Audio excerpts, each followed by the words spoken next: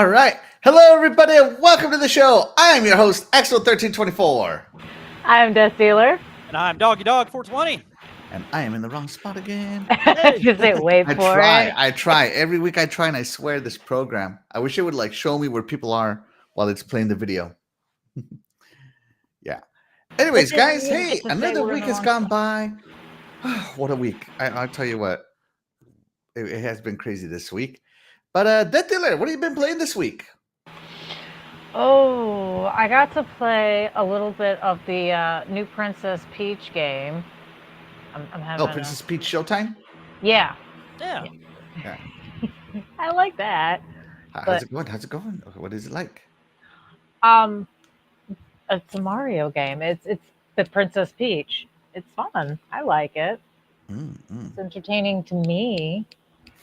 I don't think Doggy would like it. Oh, Doggy, you sexist. I like it. I'm just kidding. I don't know. Like, I feel like if I got that game, it would have to be like on super discount for me to get it, which it's never going to happen because it's a Nintendo game. They never go on discount. Is it like plays like a 2D Mario game? Is that what it's? Yeah. Oh, okay. Yeah. It'd probably be okay then. I mean, really.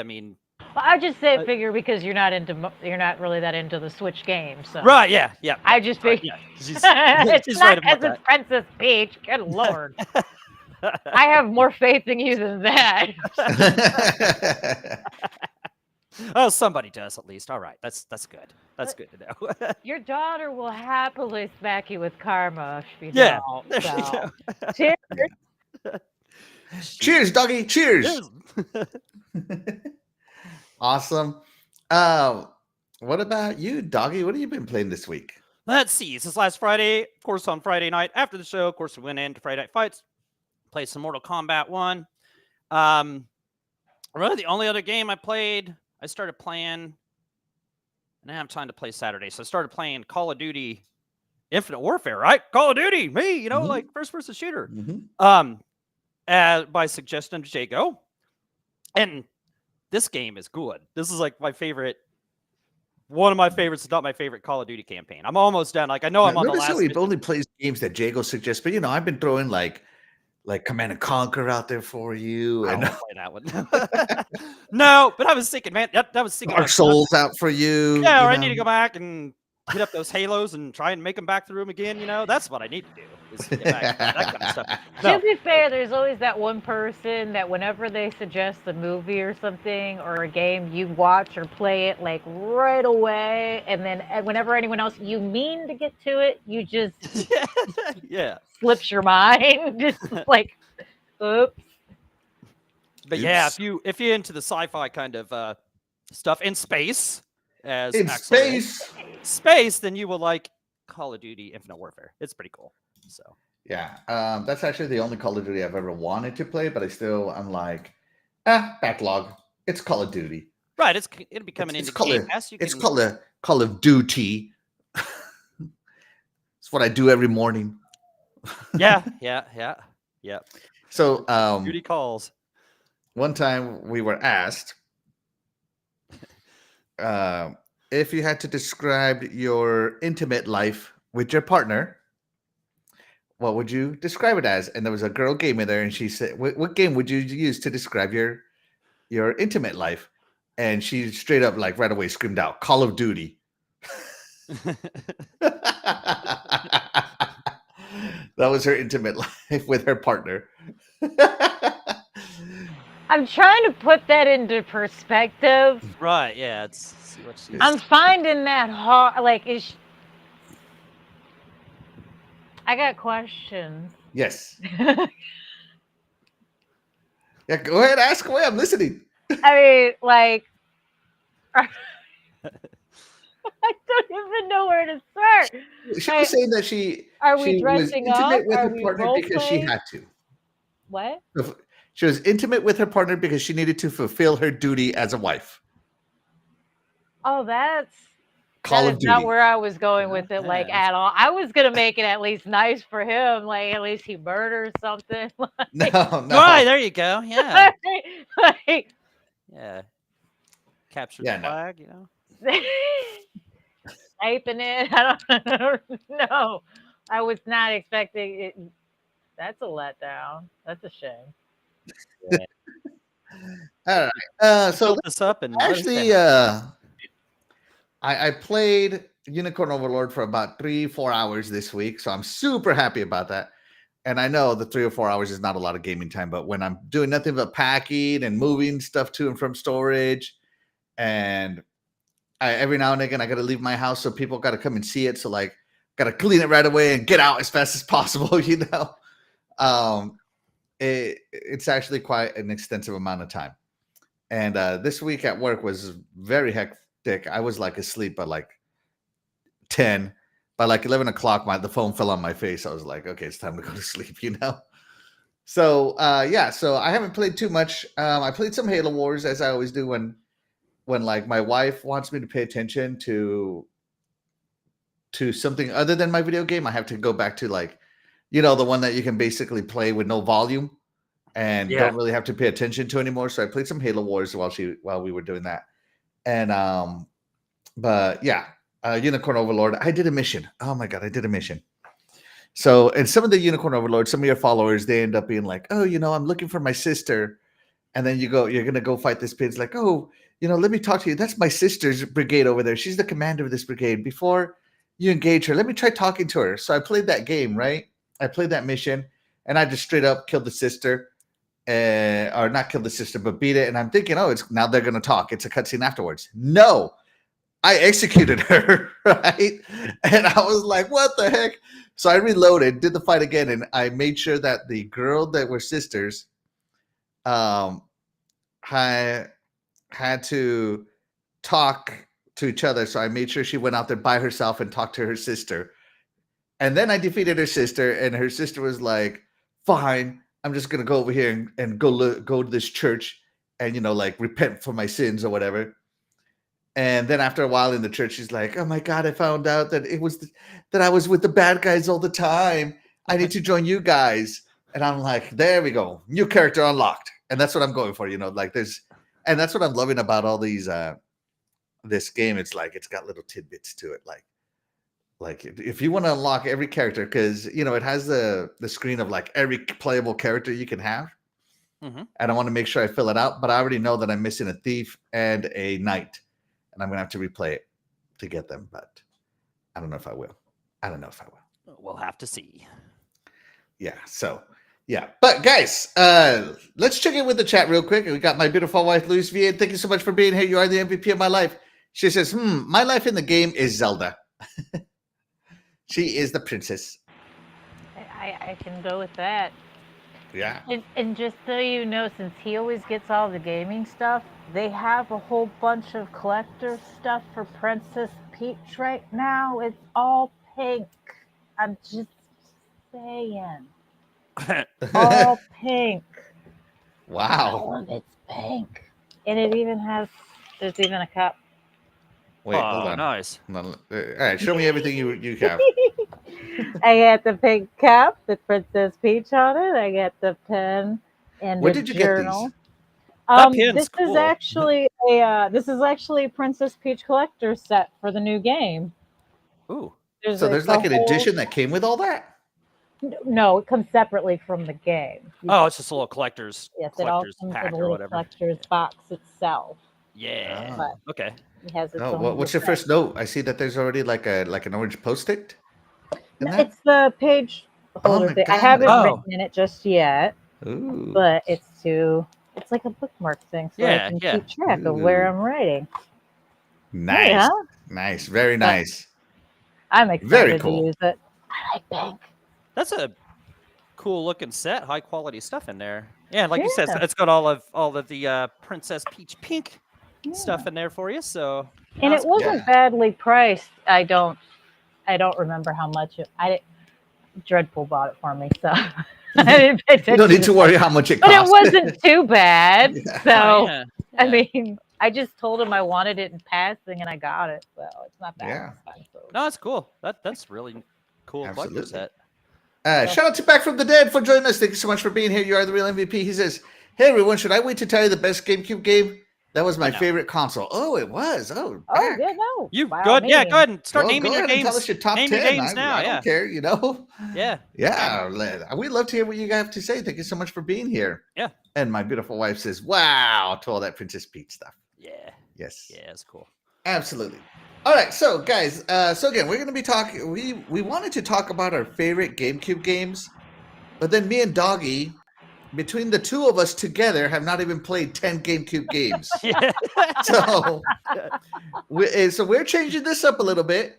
We are going to be reviewing a top 10 list from NintendoLife.com, right? So this is from NintendoLife.com, and we're going to be reviewing their top 10. Now, I want to be careful here. I have skipped ports. So if it's a port that was ported from, like, I don't know, the Dreamcast or the PS1 or something and put on there, it's skipped, right? Because it's not a Nintendo GameCube OG.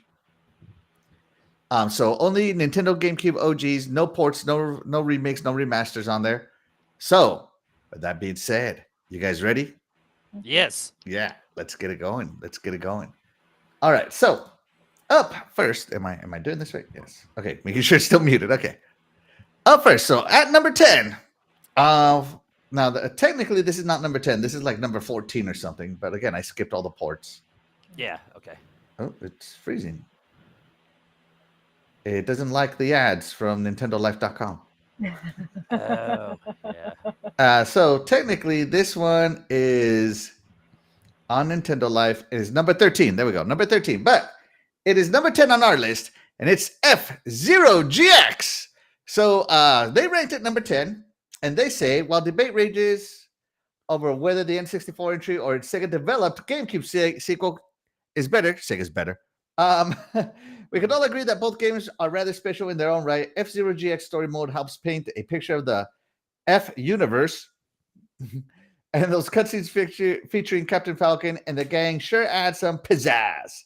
The series also certainly never looked better than on the GameCube. The breakneck speed and brutal difficulty might put some people off, but racing doesn't get much purer than this. And seeing as this was the last full-blown retro entry of the franchise, which is true, to come to a home console, this is arguably the hottest take on F-Zero going. Track it down. I actually have played this game. Okay, so first off, who has played this? Have you played this, Princess? Not Princess. DeathDealer, have you played this? Sorry, because you had all your Princess Peach stuff. Have you played this? Yes, I did play it before. Tell us about it. I didn't know there were any other games to this. And honestly, I thought it was kind of one of those weird off-brand games that my mom found. It wasn't terrible, but it wasn't my favorite racing game, honestly. It was all right. Okay. No, it's good. Doggy, did you play F-Zero GX? Man, I don't recall playing this. I might have played it for a few or something, but watching all this, I don't recall playing it. I know if I did play it, I would have liked it because I love the one for the Super Nintendo. Mm-hmm. I don't think I played one for 64. I might have, but I don't remember. But yeah, F-Zero, awesome franchise. Racing game, love racing games. So I know I would have loved this. Are we going by where we're rating these games? Should I go ahead? And afterwards. Let's. Okay, but no, I can't really say if I did play it, it wasn't enough to really speak on too much of it. Besides, I think it, no matter what, I would have liked this game just because it was F-Zero, and I love racing games, so it would have been cool. All right, so I have played this game. Believe it or not, I purchased F-Zero GX for like $10. Right? Sounds right. And let me ask you a question, guy. This is a game where you have to memorize the tracks. You absolutely, positively must memorize every track because it's too fast and it's too sudden neck break turns. So you must know these tracks like the back of your hand. Actually, scratch that. I don't know how good you know the back of your hand, but you got to know these tracks better than the back of your hand to start winning at this game. Because you got to know where the boosts are, you got to know where the electric slowdowns are so that you don't get slowed down, and you got to do all these neck break speeds and these jumps all at the same time, going really fast as you can possibly go. and win. And if you don't win, well, if you can jump off to like Nothingville, you can just lose, like be in last place if you don't hit those boosts on time. Because the computer has rubber banding to you, but you don't rubber band to them. Nice. So it is quite a difficult racing game. I'm not gonna lie. It's good. It's a beautiful game, but it's one of those games where like you got to know the game better than you know the back of your hand. So to me, I'll start off first. To me, F-Zero GX being at number 10 is a good spot simply because of the memorization difficulty. So I think it's right. It's good where it is. DeathDealer, would you? Is this just perfect, too high, too low, or would you replace it at number 10? I would, I'd put it at 10. Like I said, I thought it was some weird off game that my mom found because it was difficult, and it wasn't as much. Like I said, there were other racing games I preferred to this one by far. Nice. Wasn't the worst, wasn't my favorite. 10's a decent spot for it. Doggy, what do you think?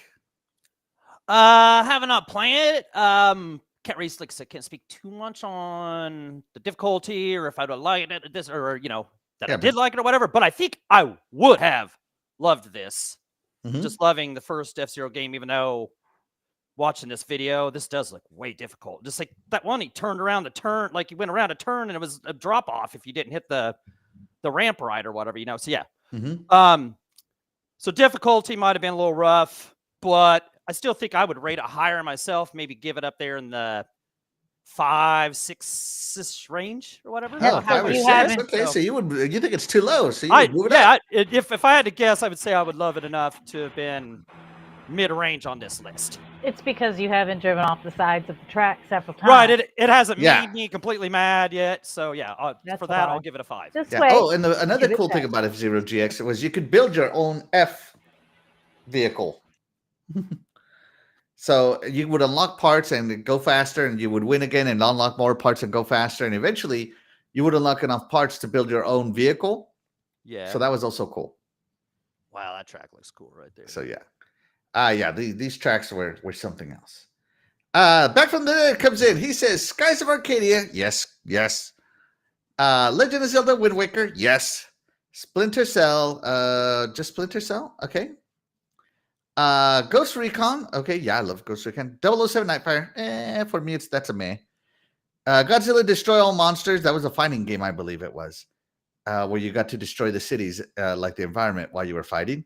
That'd be cool. Yeah. Super Mario Sunshine, good game. Metroid Prime, yes. And The Simpsons Hit and Run, absolutely. Yeah, absolutely. Hit and run, yeah. Okay. Yeah. Let's see. Back from the Dead also hits us with, by the way, Back from the Dead, thank you so much for sharing. That was an amazing list. Yeah, that was cool. It says, not that hard to name 10 games I played, and I didn't even mention Super Smash Bros. Melee and many more. GameCube was also where Nintendo got several Resident Evil remasters. They did. They got Resident Evil Remaster 2, number 2 and number 3. Yeah, I remember that. 1 was on there too, wasn't it? I don't know if 1 was. Or was 1 just one was probably just the game, like it might have just been the game, not a remaster. And then let's see. Legendary Yobi said hello to the chat and panel. Hope all is well. Good to see you all. Peace, love, life. What's up? Shout out to Legendary Yobi. Thank you so much for being here. You are the real MVP. And hey, man, thank you so much for joining us. Again, chat, let us know your favorite Nintendo GameCube games. And if you think the Nintendo Life placement of these games are good. So this is in at number 10. Going on to number 9. Oh, nice. That's good voice. Oh, hold on, it's too loud. Hold on. Okay. All right, number 9 is Fire Emblem Path of Radiance. So let's just read what they say about it. Okay. Yeah. So technically on their list, this is at number 11, mainly because I skipped Skies of Arcadia as it is a remake. Again, we're skipping those. So Fire Emblem Path of Radiance says the first home console Fire Emblem to be released in the West, and only the third to be localized. GameCube's Path of Radiance introduced us to Ike, the leader of the Grail mercenaries and the rocker of a blue barnet. The game was am I reading these words right? The game was first in the series to feature fully 3D graphics and features, in our opinion, the strongest story of any game in the series. Oh, okay. Ike would go and join in the fight in Super Smash Bros. Brawls and gain notoriety there before returning to the Wii sequel of this game, Radiant Dawn. But this is Path of Radiance. Unfortunately, this luminary pair of home console emblems aren't easy to find these days, with a lot of them being still exclusive to the original hardware and fetching eye-watery prices on the secondhand market. I know this for sure. By modern standards, Path of Radiance is lacking somewhat when it comes to presentation, but how we'd love to be able to play it anew without having to crack out the cube. We like Ike. So, Path of Radiance, if you know, again, this is a strategy RPG, a tactical strategy RPG. I'm sure Doggy hasn't played it. DeathDealer, have you played this? No, I have not. Okay, so I will talk about this game. All right, so Fire Emblem Path of Radiance was the first console version of Fire Emblem, and thank God it did well. Before that, it was only the Game Boy Advance versions of Fire Emblem games that came to the West. And so this one did so well that it basically spawned the whole series in the West. Ooh. And it was really good. It's deep RPG. Each character has deep stories, so you can actually get involved in each character. They're not just like, oh, hey, I'm a swordman and now I'm your swordman. No, like the swordman has like side quests you can do with him and unlock more interpersonal relationships with him and all this stuff, right? And it has the holy trinity of swords beat spears, spears beat axes, and axes beat swords, I believe is what it is, right? Say that 5 times fast. Yeah. So if you have like a sword fight person about to come at you, just go with them with a spear or an axe. I forget which one beats one, right? But it had that little trinity going on, and that was cool. You had to keep your healers in the back to heal you, of course, and it would automatically ask you if you wanted to save before each battle began, and you always hit yes, because death is permanent in this game. And so if one of your soldiers died in the middle of a fight, you could either reload the battle, or you can just continue on and never speak to about that person ever again, like they don't exist. And all of their side quests are gone, but you can still finish the game without them. But me being me, of course, I go back and I revive all my people. I don't lose people. I don't believe in losing people. And this game is difficult. It is a difficult tactical RPG. For as much fun as it is, it has some some difficulty spikes. It has some reality. Oh, I think I'm good at this game. Oh yeah, you think you are? Don't think so. And it had bosses and all that good stuff. So I think this game, having been a Fire Emblem fan, is too low. I would put this game probably, let me see where the rest of our list is. Let me see. I would definitely, all right, 1, 2, 3. So I would move it up at least 3 places. So I would put this probably at number 6. Oh, I would put this at number 6. So yeah. All right. So sorry about that, guys. I just wanted to talk about the game. No, it's awesome. No. Yeah. Nothing. So does anybody have anything to say about Fire Emblem Radiance? I don't know her. Looks like a lot of reading. All right, so you guys haven't played this one. I know, Doggy, you don't care for this one. What would you replace it with? I know you would replace this. Because it's in at number 9, so the only way lower to go is number 10 or off the list completely. Right. So would you make it keep it where it's at, go lower, or replace it? You're talking to DeathDealer, right? I'm talking to you, Doggy. No, to me. You. Talking to you, bro. I was hoping for a little better video. All I've seen this whole video is a bunch of text and stuff. Like, yeah, looks like I may as well just buy a book. Yeah, RPGs have a lot of reading in How them, to Doggy. Kill a Mockingbird, something like that. I hope the kids can read because they're going to be reading everything. Oh, and this game Look had a at him! He good keeps story. trying to skip it. It's not the. Does this like count as like our nightly reading assignment back in school? Like, if this counts as part of my reading assignment that I had to do every night for school, then yeah, Hey, I'll there's- play it. Otherwise, nah, man. This is I gotta read for a half hour every night anyway. Are you kidding me? Yeah. Now this. I'm sorry. This game's got to go. I'm kicking us off here. All right, what are you replacing it with? All right, I'm interested. Anything? Yeah, I mean, I'd replace this with. I don't know. I mean, there's all kinds of games in there, but I'm going to go ahead and replace it with. Let's go ahead and throw in Super Mario Kart Double Dash. Okay, yeah, that's a good one. You know, there's always room for a Super Mario Kart game on any Nintendo console list, so why not? There was nothing wrong with Double Dash. Double Dash had some cool little features. I believe Double Dash was the one where you had two different drivers and you could switch the drivers. Yeah. Okay, so that was kind of cool. Yeah, any Mario Kart game is always fun to play. I mean, go to somebody's house, race some races. Of course, it's fun. So Mario Kart's going on my list. Does it have to stay where it's at? That's cool. Mario Kart could stay at this.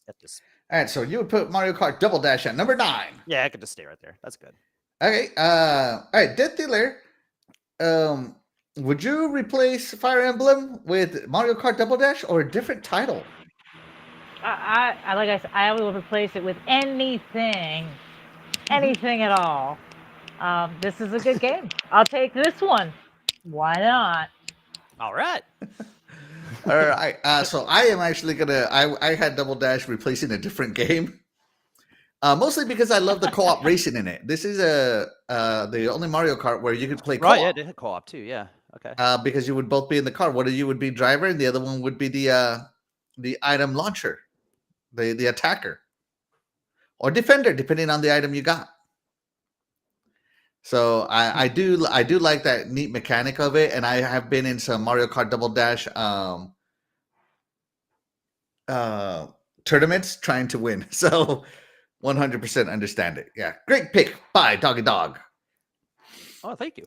Yes. Let's see. Back from the Dead says it was Resident Evil 1, 2, 1, and 2, 3. 3. Resident Evil Yeah. 0 and 4 were released there as well. I remember pre-ordering Resident Evil 4 from GameStop. Wow. Yeah, Resident Evil. Not bad. Okay, so that is number 9. So in at number 8. Hold on. Let me hear your announcer voice, DeathDealer. Say number 8.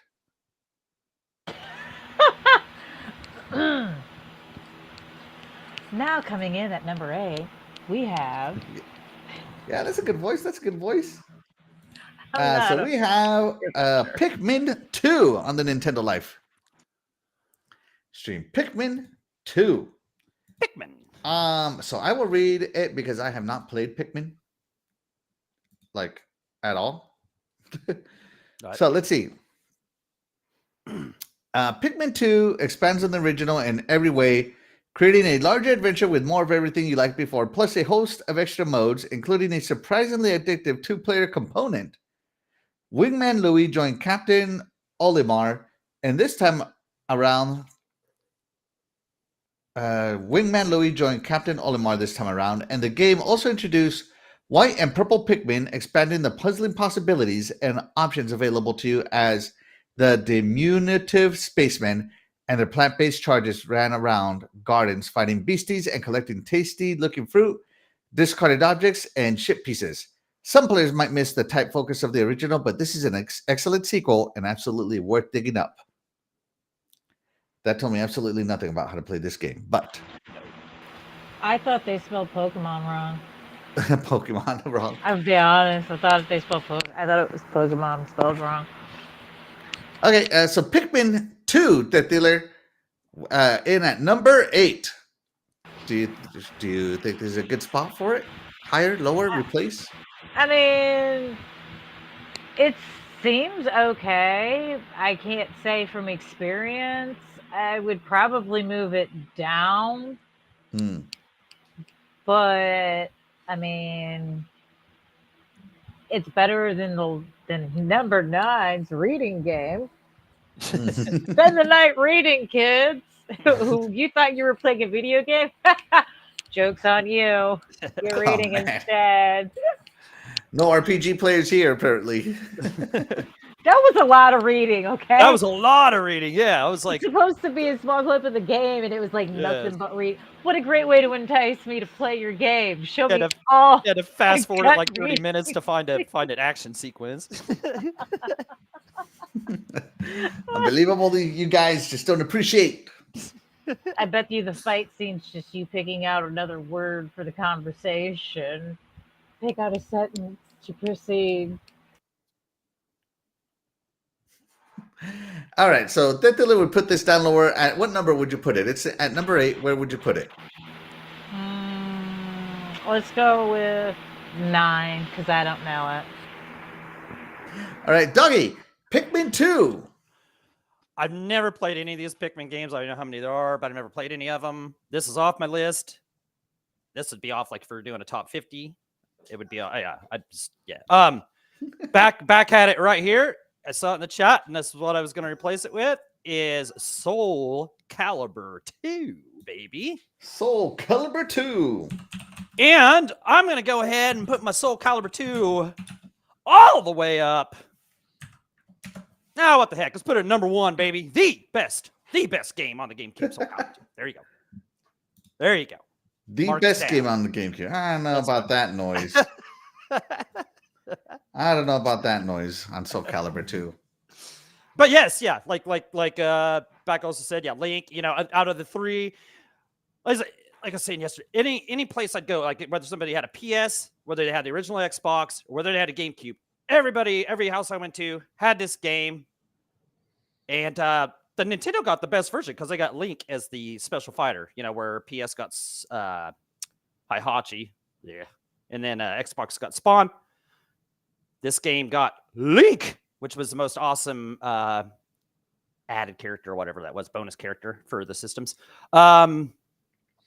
Yeah, I can't Soul find Calibur Link 2. at all anywhere, but yeah, okay. Yeah, but we all know Link is awesome. He's the best one of those extra added characters. And Soul Calibur 2 is just awesome. I love that. It was fun to play against people, and it had an awesome, I think it was just called Soul Calibur mode, where you go through all these different little fight conditions and try and beat all that, and it unlocked different weapons for your characters and stuff. So fun.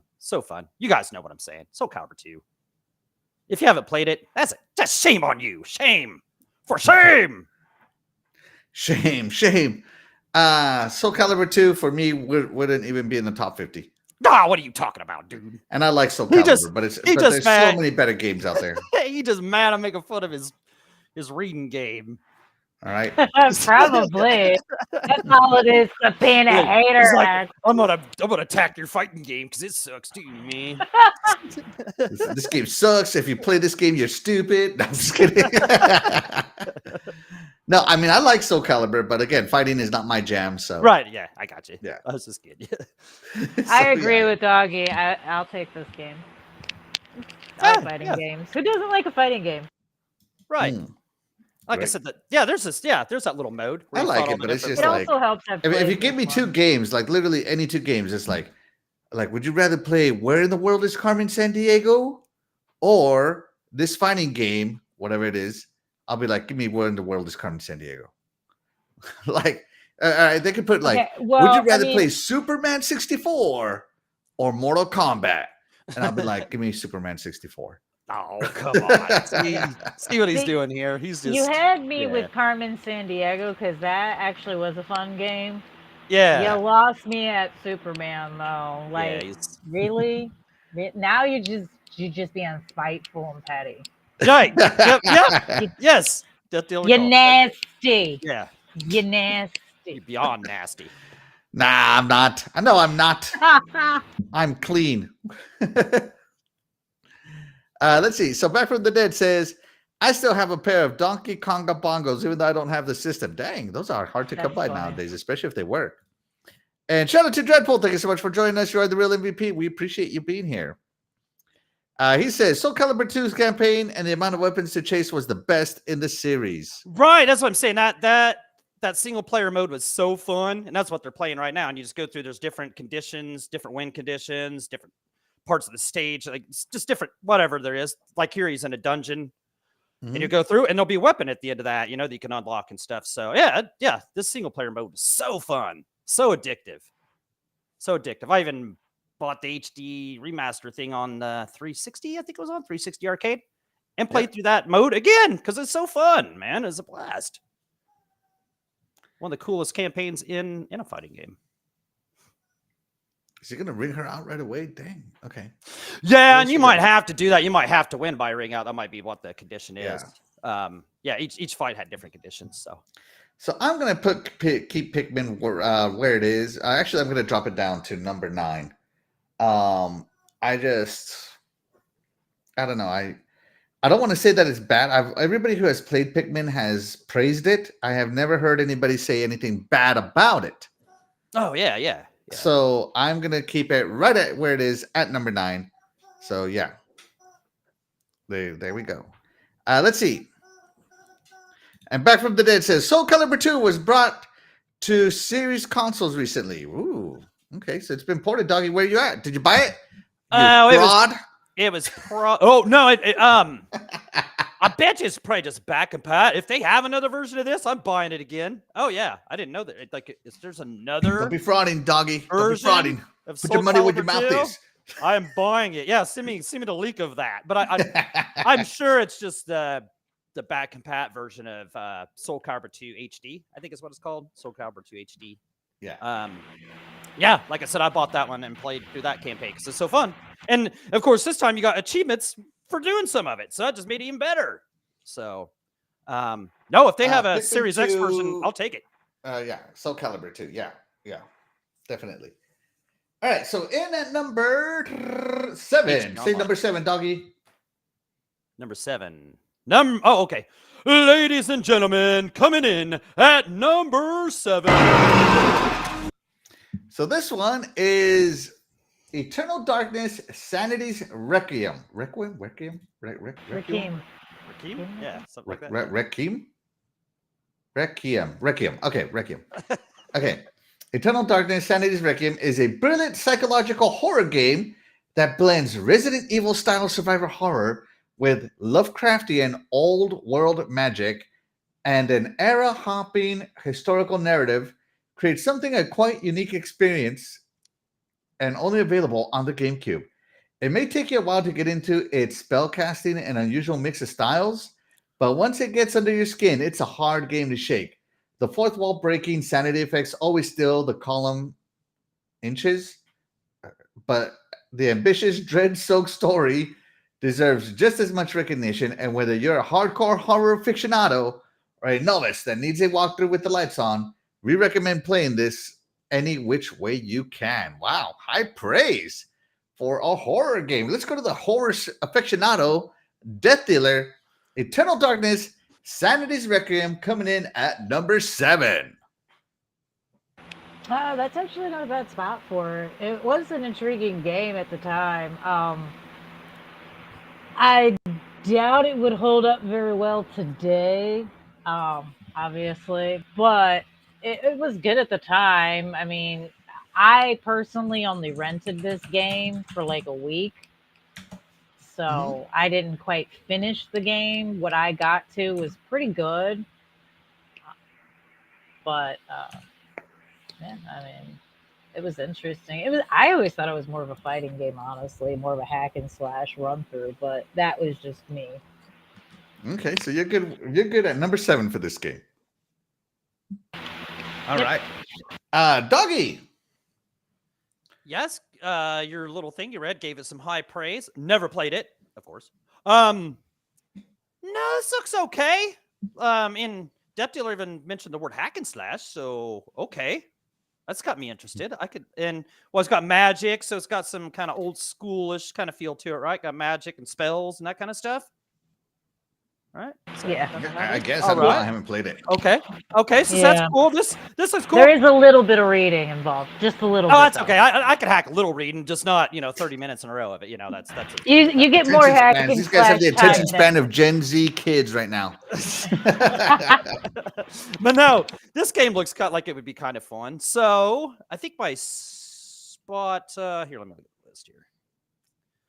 Yeah, I'll give this spot number 10 because I moved F-Zero out of 10. So I'll put this at 10. This looks like it would be kind of fun. So, All right, yeah. or pretty fun. So yeah, number 10 for Donkey. Number 10. All right. So this is a game that I have zero interest in, and I would never have played. So I would knock this one off the list completely. And the game I would replace it in at number 7, a game that I believe should have a lot more love, is none other than Viewtiful Joe, the Capcom masterpiece, Viewtiful Joe. So if you haven't played Viewtiful Joe, it's a fantastic beat 'em up. It's so cool. So your girlfriend gets kidnapped, and you're a movie star. You're playing a superhero, and so that's why you see the films, right, moving around, because you are Viewtiful Joe. You're an action movie star, and you're rescuing your girlfriend, and you learn these cool combos, right? And it's really cool. It's a sweet beat 'em up. It rates your battles, and it gives you some, like, you can do pull off combos, and the more combos you pull off, the higher your score will be. And I don't know, like, this game just had the right amount of platforming to puzzle solving to slow motion action scenes. Yeah. I mean, it was like playing a movie, and it was done so well. And it was a beat 'em up. And of course, I love my beat 'em ups, especially from back in the day. So yeah, all right. So here he goes. He's about to beat these guys up. He activated his slow-mo power with the right trigger. And yeah, I mean, look at this. This is just beating up action. Oh man, that is cool. So a lot of people don't appreciate Viewtiful Joe was remade and re-released, and it sold terribly. And it makes me so sad because Capcom only made 2 of these games. And 3 of these games. They made a Viewtiful Joe. I don't know. I don't remember what the third. It wasn't called number 3. It was called something else. One of those weird titles that they get. Normal numbers, just titles, right? Mm-hmm. And it was just a cool beat 'em up, artistic style, just right up there with the best of them. Is what I say. Nice. So yeah, Viewtiful Joe is what I would replace it with. So yeah. All right, let's see. GameCube, back from the dead again. GameCube also had decent movie games with Chronicles of Narnia and Lord of the Rings. Yeah. The GameCube was technically the most powerful console of its generation. Yeah. What limited it was that they chose to use that little mini disc that could hold big games. They always had to be difficult with stuff like that. Yeah, Nintendo's always difficult. But yeah, it was the most powerful console. They just decided to find a way to limit it. If they made something like that now, it would probably do really well, though. In all honesty. Mm-hmm. Mm-hmm. Yeah. It's just I don't know. I really like the GameCube as a whole, but yeah, Viewtiful Joe. As I said, that's what I would replace. Our current number 7, Eternal Darkness. I've never played Viewtiful Joe. Mm-hmm. That looks cool. What's the newest console they have a Viewtiful Joe for? Because if it's a Capcom beat 'em up kind of game, I mean, I think I would appreciate it.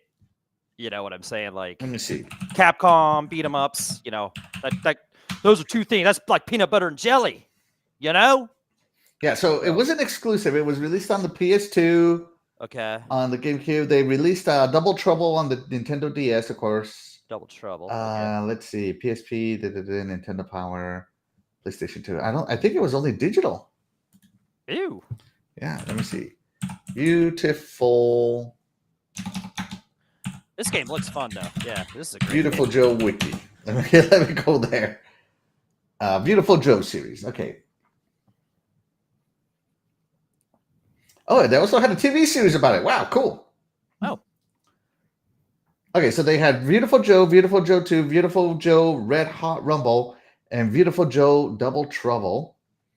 And let me see if they ever re-released it. Let's go to Viewtiful Joe, the OG. Platforms, GameCube and PS2, and it doesn't say anything. Legacy.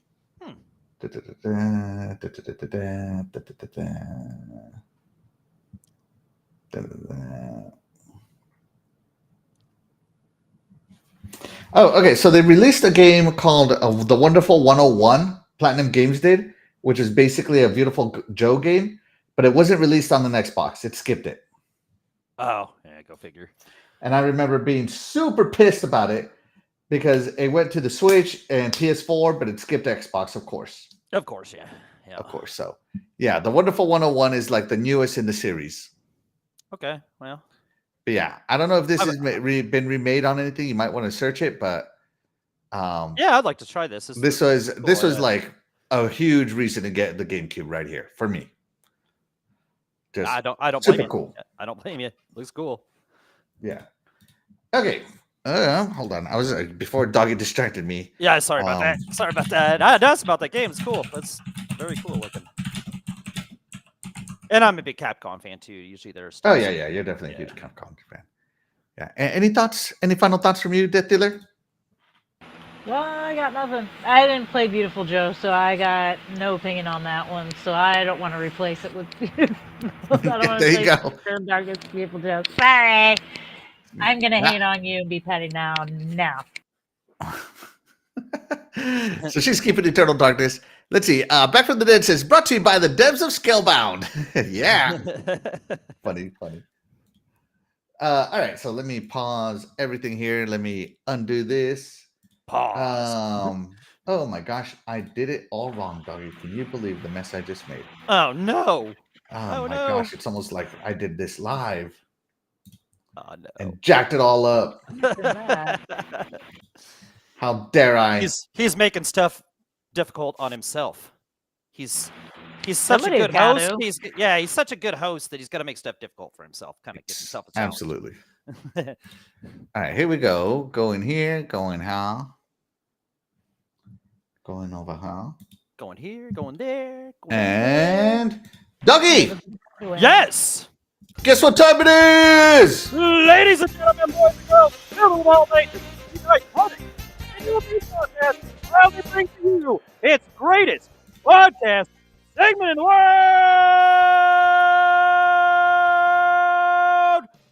That's right, it's Intermission Time! With DeathDealer.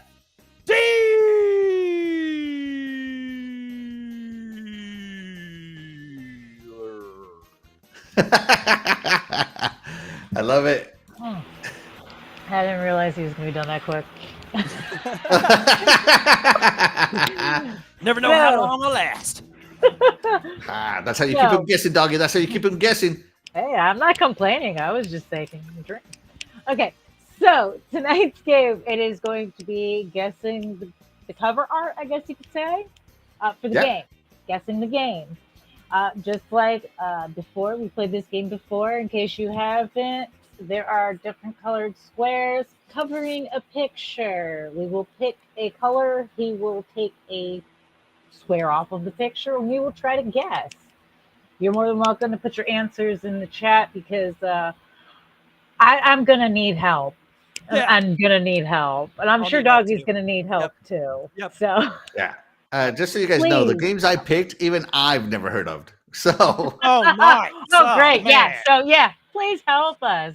All right, chat. This is on you. All right. Sorry, there's no music on this one. You guys are just gonna have to do your absolute best.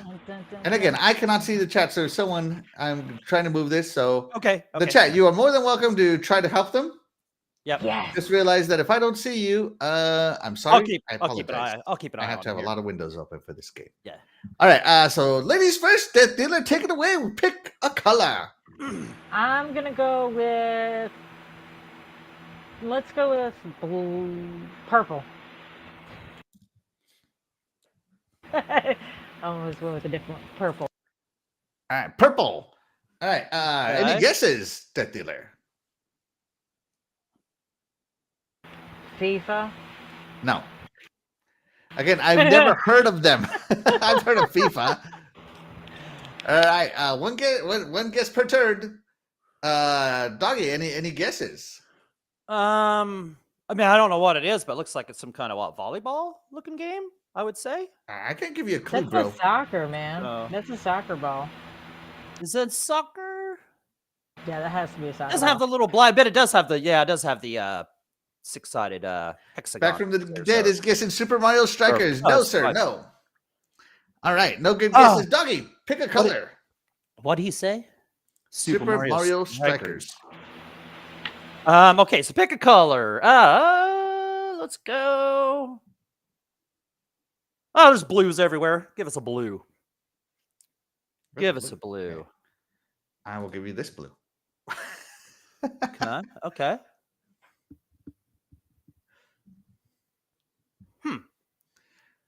I ain't gonna tell me. No guess, Doggy? Yeah, it isn't gonna tell me anymore. Still a ball, and DeathDealer, you can either take a guess or pick a color.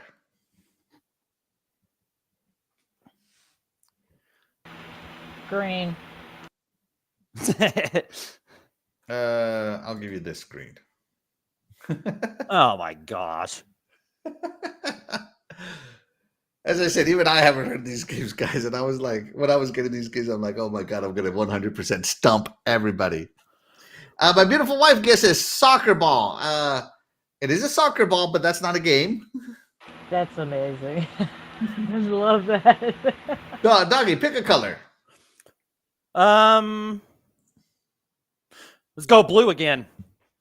Give us a little middle of the board here. All the blues. All right, there we go. This has to be some kind of licensed kind of game with the Adidas on there. All right, take it too long. DeathDealer, pick a color. Yeah. Give me yellow.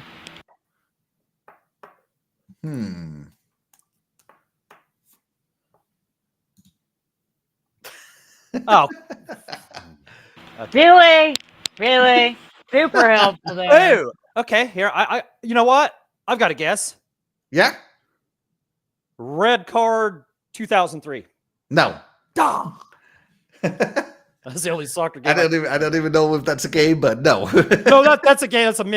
That's Midway's soccer version of okay. A Blitz and Hits and MLB Slugfest and all those games. Yeah. No, not it. Not it. Oh, okay. All right. All right. Pick a color, Doggy.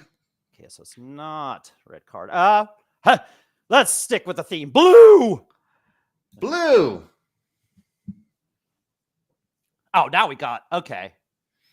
So this is a game by the same people that made Tony Hawk's. This is a because it kind of has this lettering. Okay. Dreadful says Adidas Power Soccer International 97. No, sir. No, sir. 97. Wow. Getting specific. Wow, I didn't even know that was a game. Right. How about 2003? I'll go with that. 2003. No. All right, DeathDealer, pick a color. Orange. I only see reds.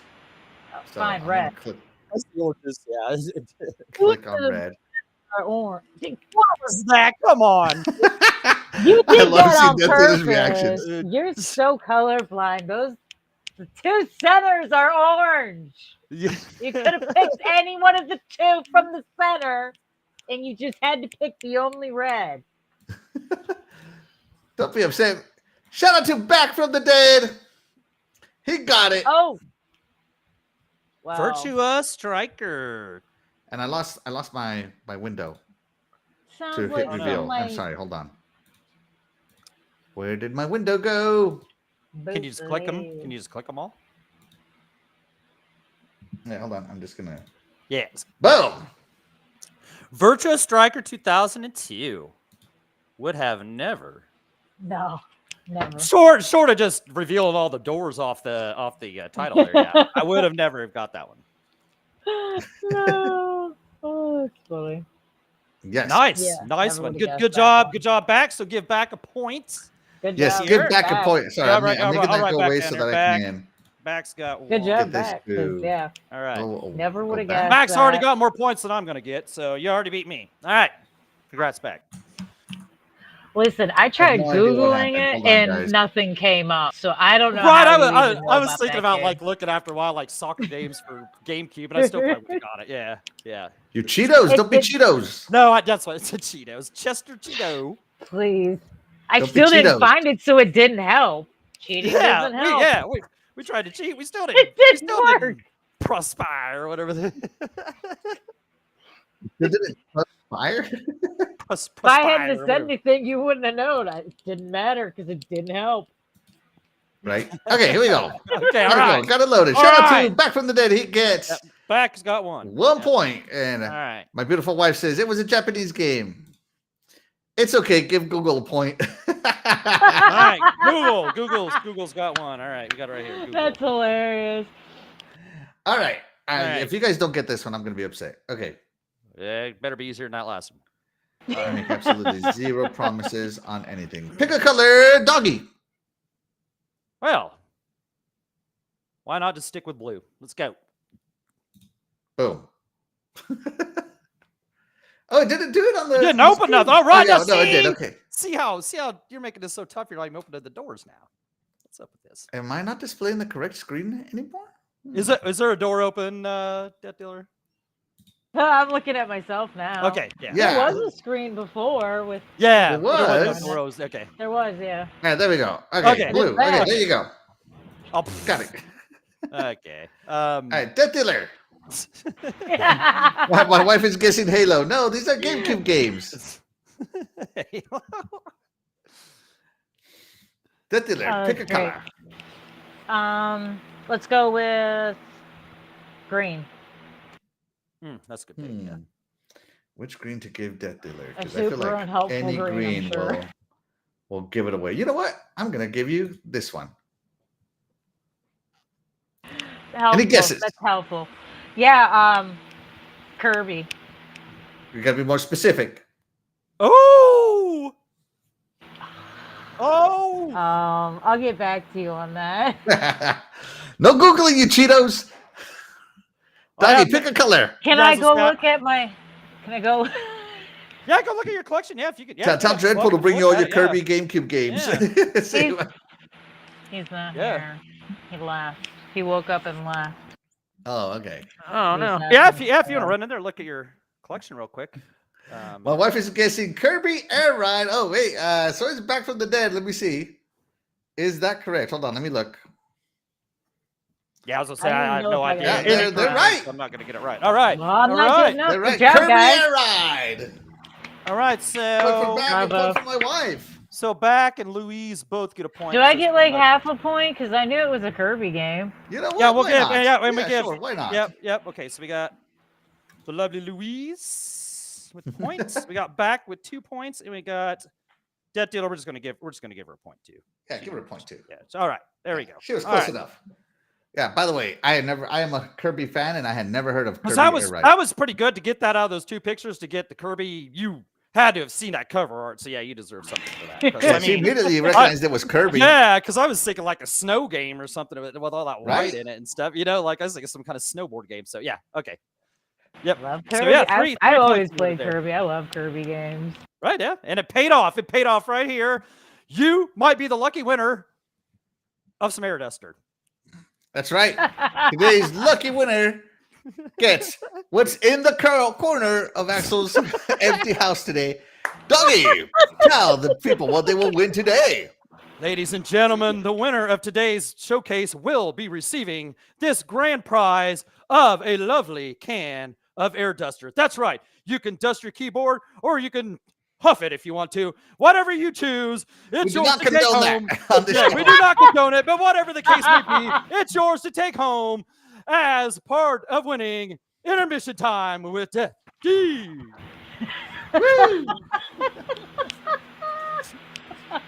Shout out to Back from the Dead. He said, I didn't play that and it was a wild guess. Wow, a very specific wild guess. Very specific, okay? Very specific. Well done. Well done. Yes. Absolutely well done. Loved it. All right, hold on. Let me get set up because I got to do like 18 things at once. I'm not set Take up your for the time. next Take game. your time. We're here all night. Yep. Yes. We got the time. And hey, congrats after the first round. Like I said, Bax got 2, Luis 1, DeathDealer 1, and Doggy has 0, which is probably at this rate where it's gonna stay. So, yeah. So It can't stay. it's What all right. happened? That's all right. What I already got some air duster anyway. So You already got an air duster. yeah, He's already got some. He's Yeah. good. I got me a 12 All right. So we are on to what number are we on? Number 6. On to number 6. Is none other on Nintendo Life's top 10 is The Legend of Zelda Twilight Princess. Ooh. An amazing game. Amazing. DeathDealer Twilight Princess. Yeah, this was one of the ones we did play. So yeah, it's. I don't know if I'd put it on number 6 per se, but it was a good game. Well, where would you put it? Probably 8. 8? Okay. Yeah. 8.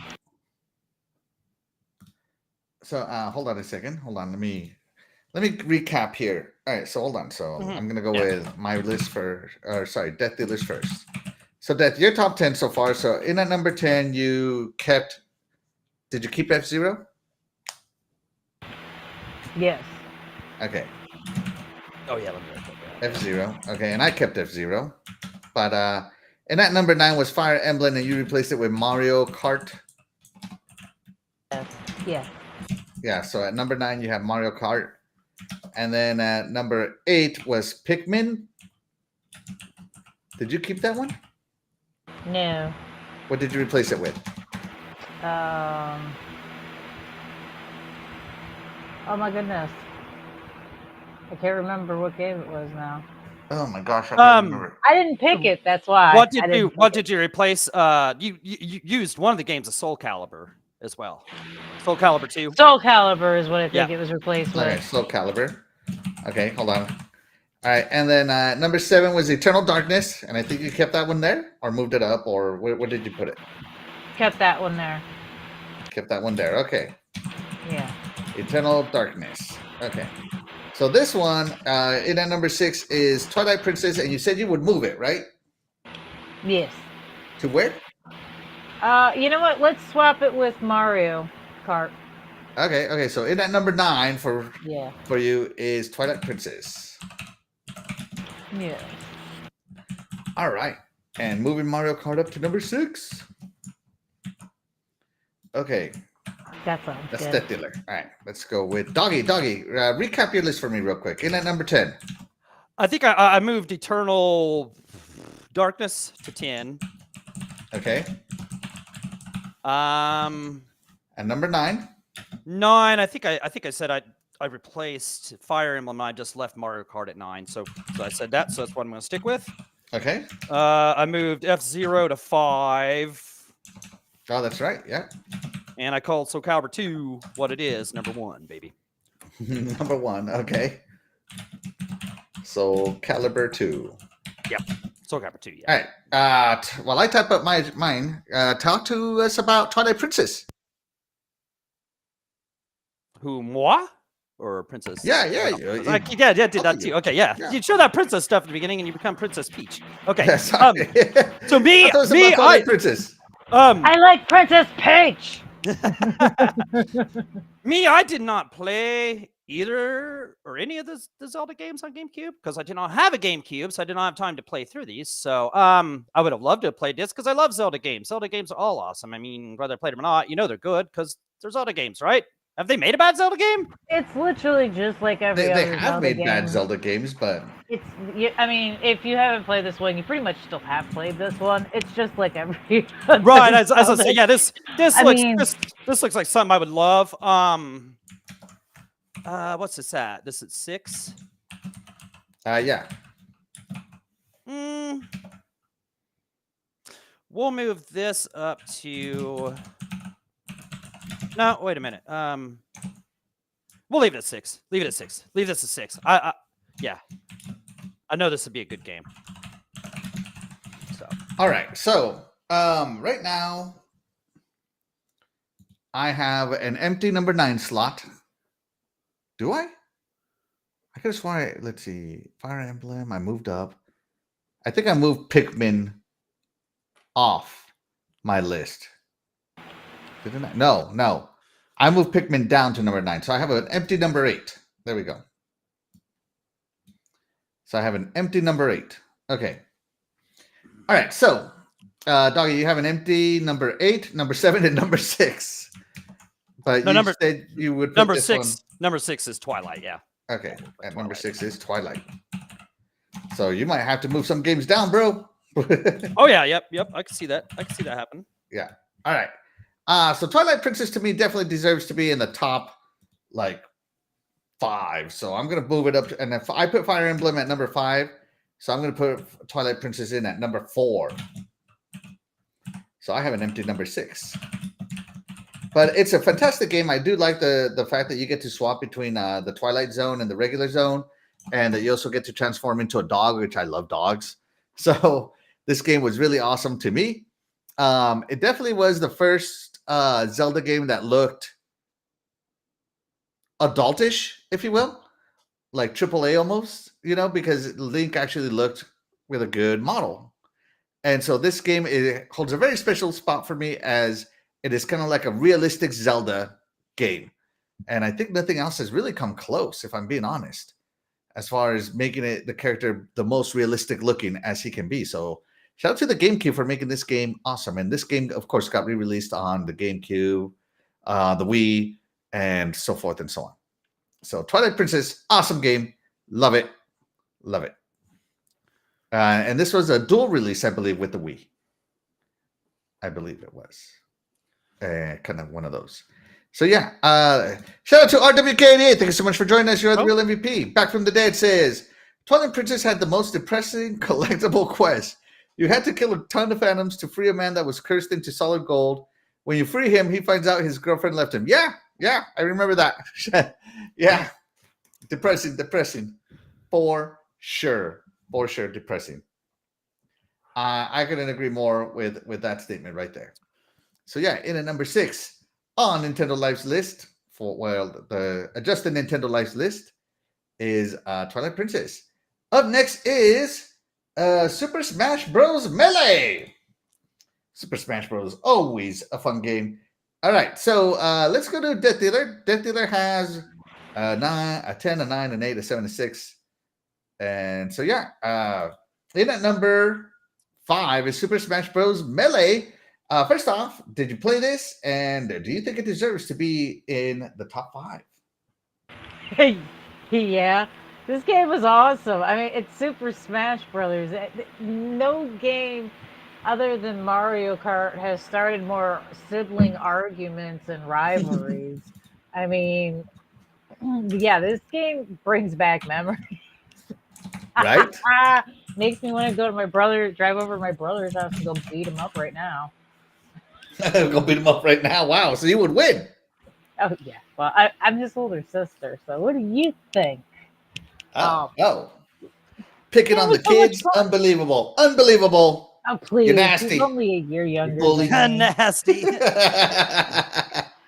He'll be fine. He's been getting beat his entire life, literally, since he could crawl. I used to throw him out of the crib when we were kids. He'll be fine. There you go. Yeah, it's a good game. I mean, like I said, you can't go wrong with these games. They're just so much fun. And yeah, this was actually a really good one because the details were better in this one, in my opinion. Mm-hmm. So, yeah, I think 5 is a good spot. Melee. It's a good spot at number 5. Doggy, you have a number 8 open, a number 7 open, and number 5 is taken up by F-Zero. So, Super Smash Bros. Melee, are you keeping it, relocating it, replacing it, and tell us all about it? As I was telling you yesterday, I've never played a Super Smash Bros. Game. Never played one. Yeah, Is this one getting replaced, Doggy? I mean, it looks cool. It looks like it'd be fun. I don't even know what it's at. What's it at? 6 or 5 right now? Is that what it's at? This is at number 5 right now. 5. I'll move this one to 7. I would move it a little closer because I'd move it down to 4. But I've heard a lot of people calling this a fighting game, and you know what? I'm in docket points for that because this is not a fighting game. This is not Mortal Kombat. This is not Street Fighter. This is like a brawler, not a fighting game. So for that reason, it gets misrepresented. So I'm going to docket some points here, right here on the Iconic Video Games Podcast. It's going to cost it. And that's just how it is. That's official. This That's is way the it is closest worldwide. This is the closest you're ever gonna get to Nintendo characters fighting, my friend. Okay, and you I'm can take any Nintendo character you want to fight. So it's amazing. Like you could have Toad fighting against like Link. I mean, like how is Yoshi that up- not Yoshi up in entertaining there? to you? Yoshi's He there. is in Okay, there. yeah, all right. Yeah. Come Okay. on. Yeah. Okay, so Alright, Donnie so- moves Smash Bros. to But- number 7. Right, this game. I'm sure this game's fun. I'm sure it's fun. I've never played one, so. But yeah, I'm sure they're cool. I was just giving a heck. But it's still not no Street Fighter. But no, I'm sure it's cool. Got all the characters, and if I played Axel at it, I'm sure I'd whooping at it. So there's that fun. There's no lies detected on that one. Back from the Day, shout out to Back from the Day, talking about Twilight Princess. He says, the difference between the GameCube and the Wii version of Twilight Princess was the world was mirrored. I beat it on both consoles, and it was disoriented how everything was backwards. Interesting. I did not know that. Shout out to Back for bringing the facts. Yeah, right. Yeah. Let's see. Splendiferous comes in. Shout out to Splendiferous. Thank you so much for joining us. You are the real MVP. And he says, hey, my Deathy Wethy. Hey, Splendy Wendy. There you go. Thank you so much for joining us. And of course, it is Retro Renegades joins us. Shout out to Jay. Thank you so much What's for up, joining brother? us. You are the real MVP. We appreciate you. Yeah, what's up, bro? Thanks for joining us. So Smash Bros. I love Smash Bros. Because it's a not serious fighting game, right? Mhm. And of course, in the Melee, I had to be the what's the Kirby guy, the Kirby Knight. What's his name? Metal Knight. Yeah, I think it was his name, Metal Knight, because he was OP in this game. He was so OP that he was banned from tournaments. Oh. So, if you want to instant win, you got to play as him. And I wanted to instant win because I suck at this game. Like, as much fun as I have with these games, I suck at them. So, therefore, I got to play the OP guy. Of course, my favorite character, though, to be has been Captain Falco with the Falcon Punch. And Samus has always been fun for me. But on this one, I had to be Metal Knight to be OP. And the rage that Metal Knight induces to people is unrivaled. And that makes it fun. But it is a fighting game. I am going to move this one. Where is it at? This one is at number 5. So I am actually going to move this one down to number 8. It's still a top 10 game, but because I suck at fighting games, I have a good time. But it was fun, but it wasn't real fun for a long time. So I'm going to put that down. Oh, the stage even moves and stuff. Okay. Yeah, so there we go. Super Smash Bros. Melee. Man, just looking at this makes me want to play, even though I suck. Oh yeah, it looks fun. Yeah. Yeah. Fun. Even though I It was suck. fun. it I'm makes me want telling to- you, these games are fun. Yeah, like Actually, Death Joe said, if you ever just wanted to fight it out with any Nintendo character, yeah, I mean this would be your thing. And I'm sure they put a lot of care into each of them. So I mean, It was Yeah. always just it's just a unserious fun. It is. Shout out to Splendiferous put it. saying Power Stone is number 1. I love Power Stone from Capcom. Loved them on my Dreamcast. Loved them. Power Stone. Yes. Shout out to Noof Nukem. He says, boom, boom, boom. Noof Nukem is in the room. Shout out to you, Noof. Thank you so much for joining us. You are the real MVP. So yeah, that is where I'm putting that one. At Death Dealer, you ready for number? Go ahead and announce it, Death Dealer. And now we're on number 4. Number 4 is none other than Resident Evil 4. 4. Oh, man. Oh, DeathDealer, take it away. It's a Resident Evil game. Oh god, yeah, graphics were good in this one too. Oh, Monsters yes. were awesome, and yeah, it was it's a Resident Evil game for crying out loud. I mean, there are some bad ones. This wasn't one of them, in my opinion. That's just my opinion, though. So Yeah. So what made it so great? well, you didn't continuously die in the first like 10 minutes, unlike some of the other ones. I won't get into that. That's another story for another day. Because there has been a Resident Evil game that I played for like, I don't know, 20 minutes and didn't get very far in the game, and I haven't played it since. It's collected dust ever since because it was the most aggravating thing in the world. But yeah, it's essentially what some of the movies were loosely based on, I guess you could say, you could see. Well, like I said, very, very loosely based. Yeah. But you have to run around and do things, kill things. You trying to. I was always trying to figure things out and make it out alive at the same time. Like I said, it's just a Resident Evil game. All right. Resident Evil. There you go. Resident Evil 4. Doggy. Resident Evil 4. Yeah, my friend. Sorry. I apologize, Doggy. Okay. So you have your top 4 open. Would you keep this one at number 4 or move it up or down or get rid of it? I'll switch it with number 5. I'll switch it. So you bring Super Smash Brothers up to number 4. Yeah, I'll bring Smash to 4 and put this at 5. All right. For now. Resident Evil 4. Okay. At number 4. Well, X number 4. Doggy, where would you put this? Talk to us about Resident Evil and where would you put it? Yeah, my friend who had the GameCube, or I'd play the GameCube games, he had this game, and this was just better than the previous ones. Like, it didn't have that fixed camera thing or whatever, you know. It wasn't hurt. Like, I don't know, it wasn't slow and sluggish. It like played like a real like action game, you know. It moved smooth. And that's one thing I know that like Capcom was trying to change this franchise after the third one, right? And Devil May Cry was one of the ideas that they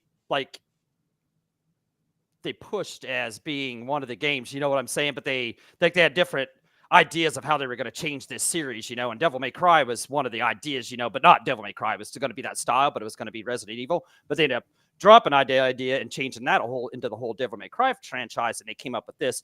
Either way, this was a cool, just, I don't know, the first Resident Evils were just slow and sluggish. This one was way easier, more fun to play, more enjoyable. So for this one, I'm going to leave this one. Let me look at the list of what's left here. You have number 8 open.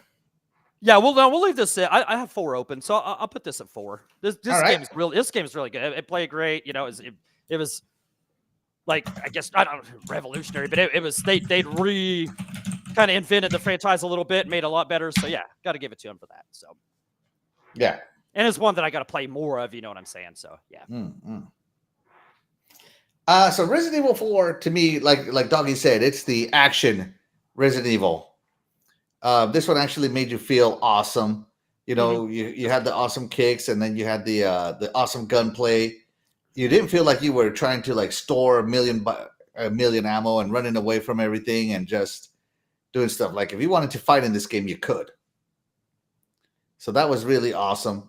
And of course, as Noof Nukem pointed out, he said that Resident Evil 4 on PSVR 2 is incredible. Well, I played Resident Evil 4 on Quest 2, and it was amazing. And so, yeah, I mean, it's held up to the test of time, and not very many games do that. So when your gameplay holds up, you know, freaking 20 years, you're a good game. But I am actually going to move I want to redo my list a little. I'm gonna move Resident Evil 4 down to number 6. Okay. And like Noob said, yeah, the setting of RE4 felt bigger, allowed for more combat options, enemies, very great. Yeah, he's right. Yeah, it was a step up. They wanted to kind of change it up a little before it got stale, I guess you would say, and they did. So, as Capcom is good at doing. I should have done this earlier. Is it okay if I detour a little bit, guys? Go ahead, man. Is it okay if I detour a little? Yeah, we're gonna. Me and DeathDealer's gonna revolt against the host and say, no, you can't do this. No, you do what you gotta do, bro. If you get John to change the game around, that's perfectly fine. I can understand. Yeah, let me detour just slightly here. So I actually, even though no one has ever said anything bad about Pikmin, I just can't see myself playing it. Right? Yeah. Right? I'm not there with that game.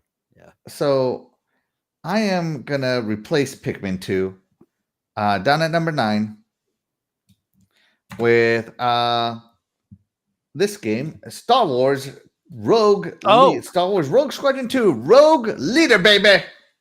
All right. Yeah. Okay. I mean, come on. Rogue Squadron.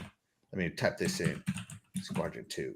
Yeah, so I'm replacing Pikmin down at number 9 with Rogue Squadron 2. This game was amazing. I love the first Rogue Squadron on the Nintendo 64, and when this one came out on the GameCube, this was essentially the reason why I bought a GameCube, because I love Star Wars that much. Nice. And this game was incredible. It made you feel like it didn't just do missions from the movies. It had its own story.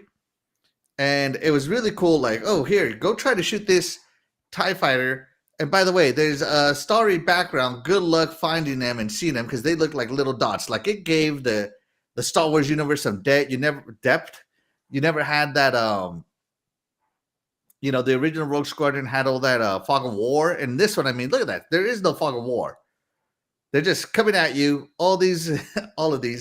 And, the sound on this game has held up. Just an FYI, if you have surround sound, this is the game to use it on, because it has held up, and you put away your S coils on your X-Wing, and the control just rumbles with it. It's just, and the story, so good, guys.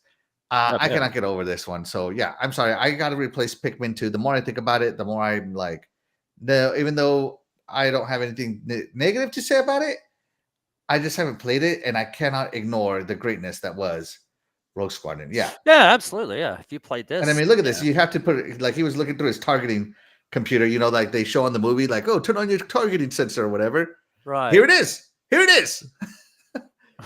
So I thought it was super cool, because otherwise you're gonna have a lot of trouble finding all these TIE fighters. Trust me.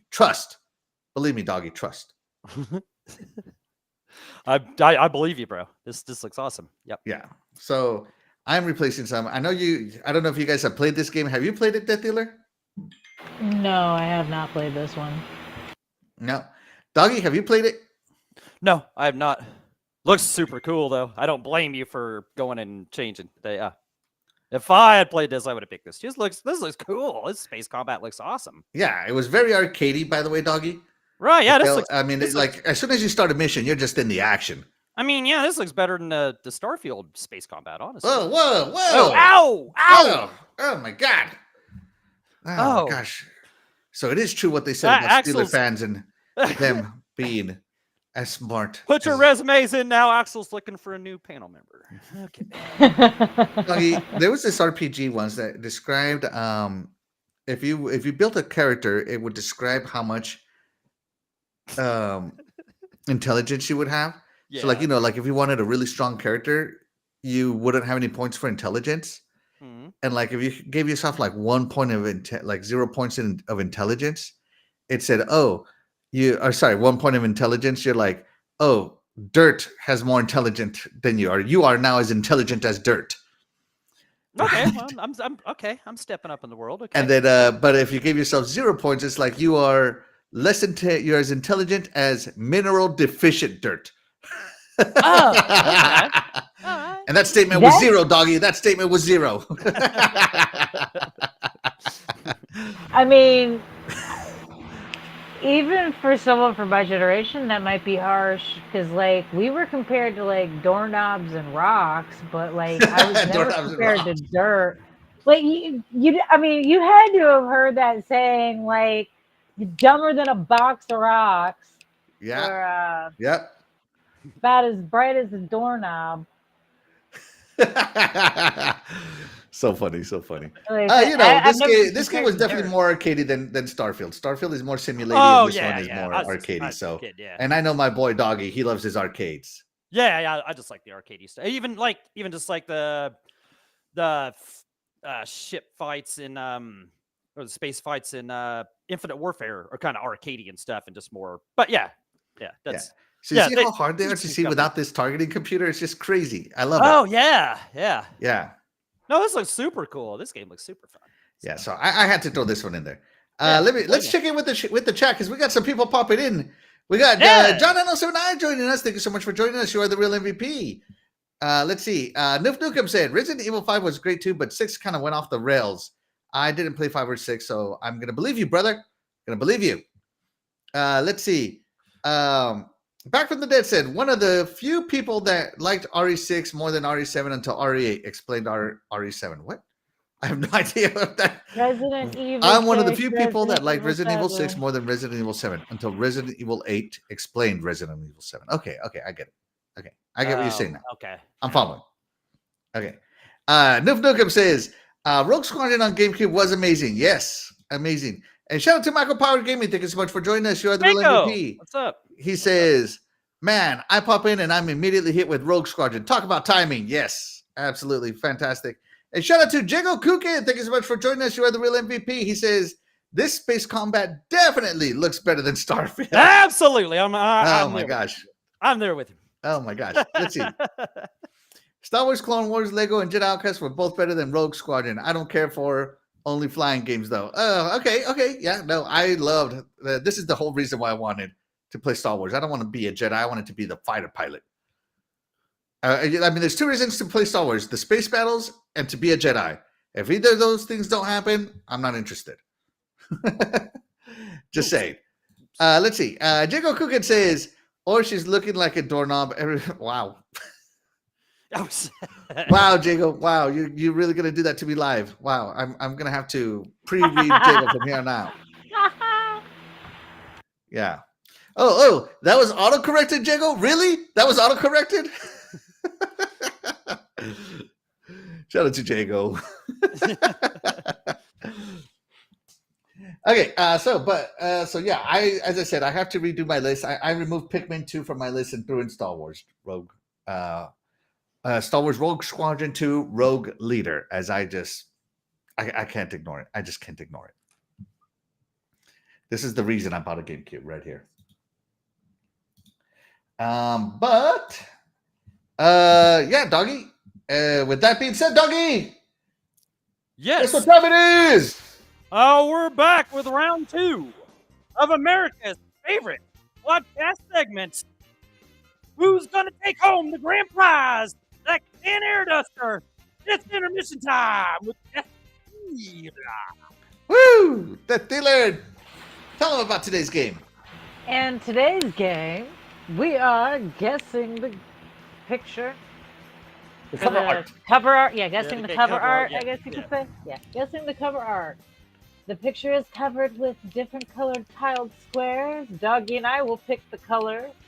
Axel will decide what square to remove, and we shall all guess the game that it belongs to. You in the chat, feel free to help Doggy and I, because we're not very good at We this. need it. Yeah, we need it. Although I did give everyone point, pretty yes. much the beginning of the answer for the last one, so Yes. there is that. Absolutely. But yeah, feel free to type your answers into the chat and help Doggy and I out. And remember, kids, Google is your friend. It is. No, a friend. don't be using Google, you Cheetos. In fact, right now. Hey, listen, it doesn't. Disclaimer: it doesn't always help because I did try to it keep doesn't the help, shit yeah. for one, and I got nowhere. We tried to cheat and we got cheated. Yeah, You tried to cheat and you got cheated. So right now we got back coming in with 2 points. He's got 2 so far. He's got them all right. Mm-hmm. We got Louise, the lovely Louise, has got a point for that second game that we had, the Kirby game. DeathDealer, of course, named off that Kirby thing, which I wouldn't have got if you showed the whole picture. And of course, we got Google. Google coming in with 1 point as well. All right. So everybody who has joined in, you are still in the game here. Michael Power Gaming says, who needs Google? I do. Yeah, exactly. Yeah.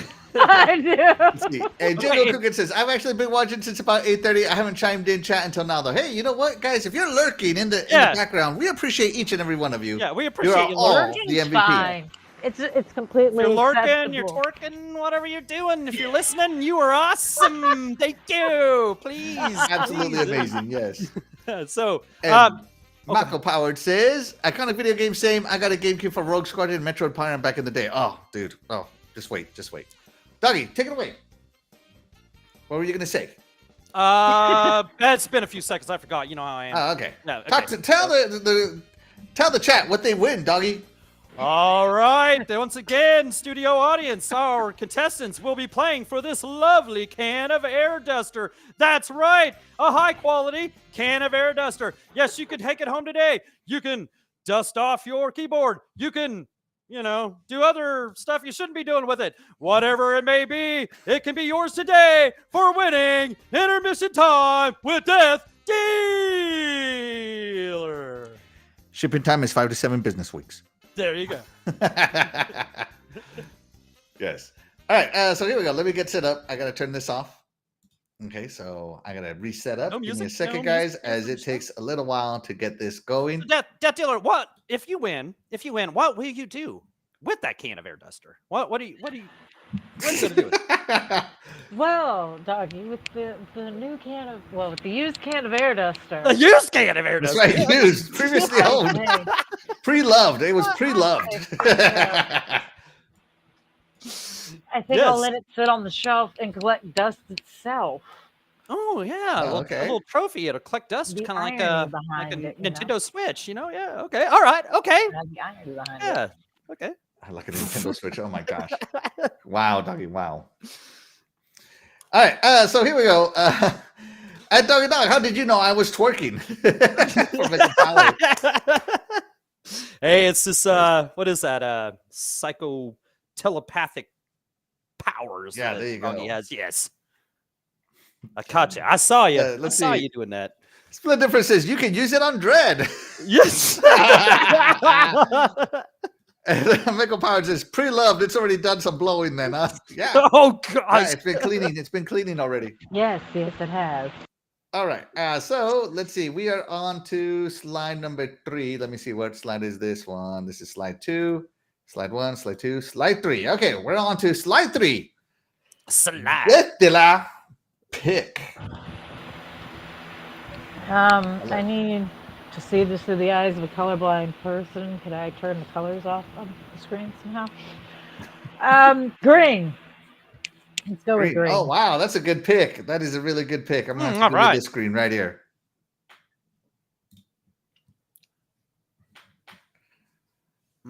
If you got no guesses, say move it along. Dougie. I get the chat. You chat. You got like just a few seconds here. Little chat time. I can already see them all taking pictures and scanning it with the AI. Yeah, there's yep. Yeah. Google got 2 points from Google. Let's go to the outer rim here and do some purple.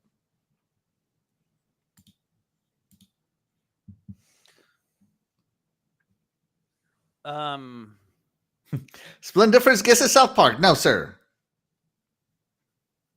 Time Splitters 2.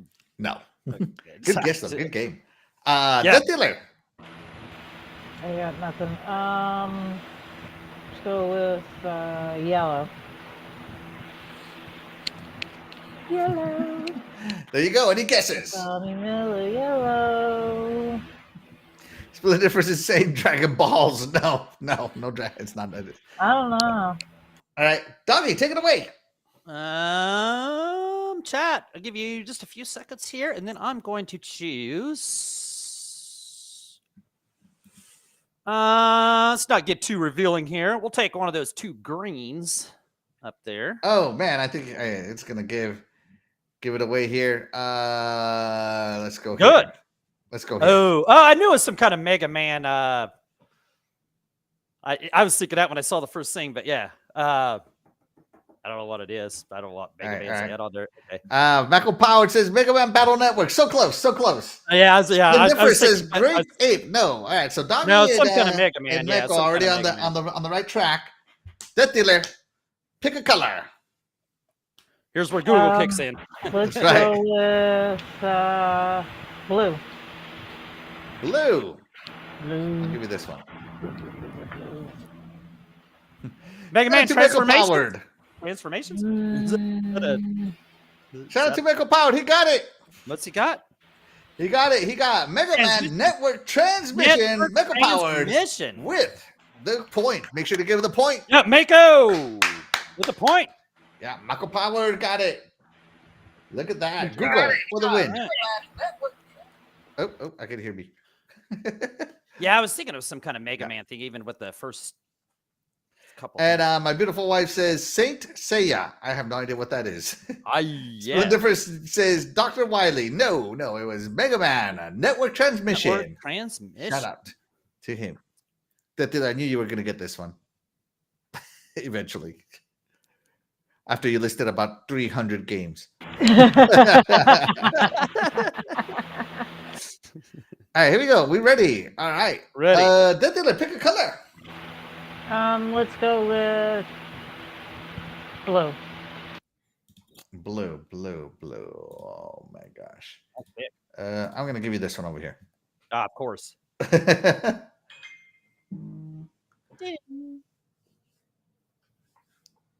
Doggy, pick a color.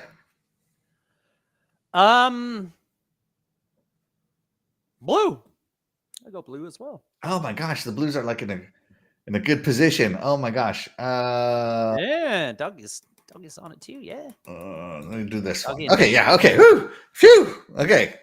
Oh, it's not games. It's not games on our list. And by the way, everybody, these are GameCube games. If Yeah, these are all GameCube games. GameCube games. Yeah. No, I don't got nothing.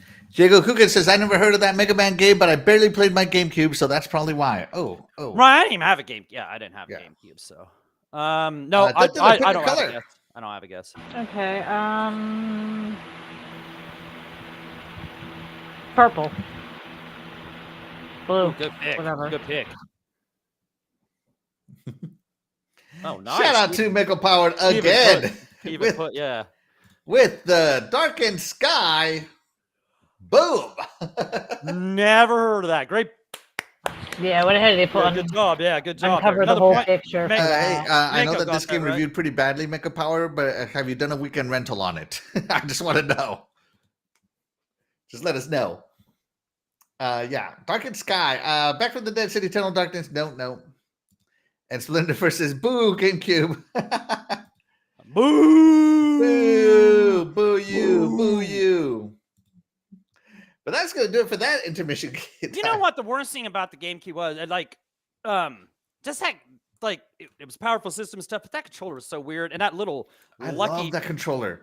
that little It fit lucky your hand charms, so good. Like that little all the lucky buttons were in a charms good piece, spot. I that love that little lucky GameCube charms controller. piece for the D-pad. It was like a little X for Lucky Charms. Like it was that big. It was tiny.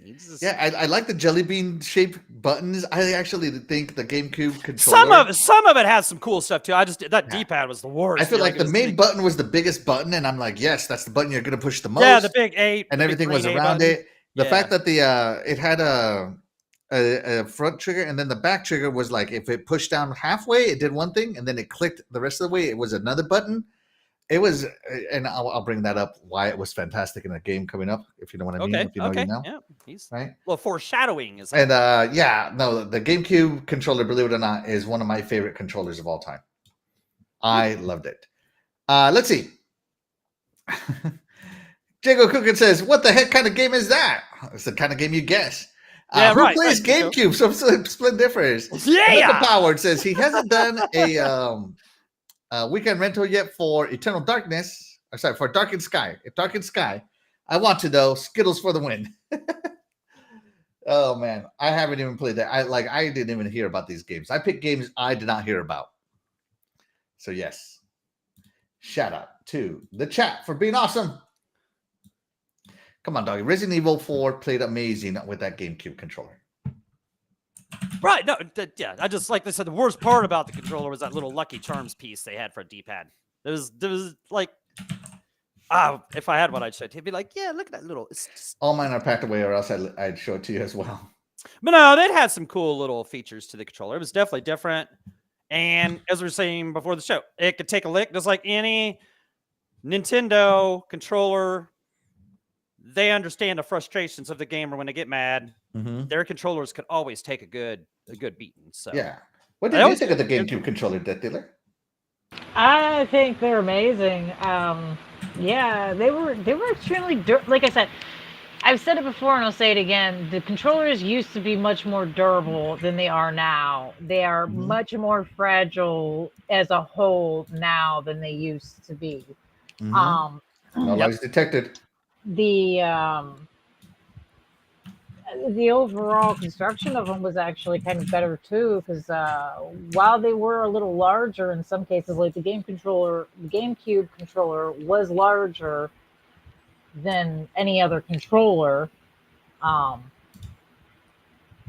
It fit well in your hand and it wasn't heavy.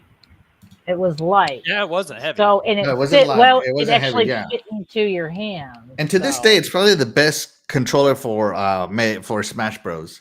Like they keep remaking that controller for Smash Bros. Reasons. So. Oh, okay. Yeah. Okay. Yeah. Let's see. Yep. So let's see. So Dark and Sky uses Skittles like material. Also, Smash with the GameCube controller. Yeah, is best with the GameCube controller. I just said, yeah, agreed. Mako. See, Mako knows. He understands. And then she actually uses Skittles in the game for magic. That's just ridiculous. Yeah. I like Medal of Honor on GameCube more than Call of Duty. Hey, Medal of Honor was fantastic. Medal of Honor was a great game. Yep. Yeah. And she did say that it fit good in her hand. It wasn't heavy. Yeah, that is what she said. Doggy got it. I don't think DeathDealer was paying attention. She was distracted. Nice split difference. And nice. Yeah, who said noise? Noise. Yes. All right. All right. So we're in the top 3. All right. So, Doggy, you have a number 8 slot still open. You put Soul Calibur in at number 1. Yes. DeathDealer and I still have our top 3 open. So here we go, Doggy. You're gonna have to downgrade one to number 8. Don't know which one. Yeah. Yeah. But I'm sure you've already thought of it. So here we go. In at number 3 on the GameCube, to NintendoLife.com's list is The Legend of Zelda: The Wind Waker. This is the game where IGN said too much water. Oh, DeathDealer, The Wind Waker didn't have too much water. Yeah. I'll go ahead and replace this game for sure. Man, Mason. A replacement. What are you replacing it with? Going in harsh. Honestly, I'm going with a game that, I don't even know if it technically counts on this list, but I want it to. That counts. Luigi's Haunted Mansion. I'd rather have that. Luigi's Mansion was a GameCube. Yeah, if it was on original, GameCube, it counts. Oh yeah, that's a great pick. It was a GameCube OG. Yeah, I'll take that. Going outside the cube right there. Over this. All right. So Luigi's Haunted Mansion replacing the top 3 Wind Waker for DeathDealer. I kept wanting to call you Princess Peach. Sorry, Luigi's Mansion on the GameCube. Hey, take it away. Hey, this one. Oh, he's so cute. He has to run while he goes to a mansion. Honestly, it's been so long since I played this one, I can't remember why he goes to the mansion. He's got to rescue Mario. Mario's locked in the mansion at the top floor. Right? Miko, help me out. I think that's it, right? That's the premise of it, right? Honestly, I'm thinking about the newer one, so I don't know. It's been a really long time since I played this one, but I would imagine it probably is to rescue Mario. He's always getting into trouble in these games. Um, but it was a cute game, and I liked Luigi, and I liked the fact that Luigi was the star of this game instead of Mario. Mhm. So that was also Yeah. another draw for me personally. And I also always liked spooky stuff. So Okay, so I was right. You got to rescue Mario, but he's in the well, not the attic. Yeah. Okay. Yeah. So shout out to Mako Power. Thank you so much for clarifying that. I know you are like you are a real life Wikipedia of video games. I appreciate you. Yeah, that's Yeah. cool. So you must have a great memory because it's been he's fantastic. His super knowledge is long. through the roof, guys. Through the roof. Jago Kukin says Luigi's Mansion was fire on the GameCube. Great pick, Double D. And let's see. Luigi's Mansion was the best Ghostbusters game prior to the 09 game. Yeah. Yeah, that's where I'm coming out with this. This looks like a cool Ghostbusters game. Let's see. Back from the Dead says Wind Waker and Mario Sunshine are the two games I 100%ed, completed in one sitting in the GameCube. It took 24 hours for Wind Waker and 20 hours for Mario Sunshine. Holy cow. Dedicated, bro. Dedicated. Doggy, okay, so again, great pick by DeathDealer. Oh, absolutely. Nothing wrong with it. But in at number 3 is Wind Waker. Is this good at number 3? Are you moving it? Are you replacing it? So Legend of Zelda, The Wind Waker. The Windbreaker. You know, and this kind of fits right in with me because I like to break wind too. You know what I'm saying? But I've never played this game. I've never played this game, or if I did, it wasn't much because once again, didn't have a GameCube, so I wasn't gonna sit at somebody's house and play a whole Zelda game or whatever, you know. So, but I feel like I missed out on this game because I mean, I don't know. I guess besides IGN saying there's too much water, but I don't really listen to what IGN says anyway. Other than that, I really don't ever hear anybody complain about this game. And once again, as I said earlier, it's a Zelda game, so I know I would love it. Yeah, so what are we at? Number 3 here? Yeah, you have number 3, number 8, number 3, and number 2 open. Okay, yeah, the Windbreaker can stay right here at number 3. In at number 3. Yeah, oh, this looks excellent. Cool little graphics. I don't know, did they kind of change the style here for some Let me tell you a story, doggy. Yeah. But anyway, no.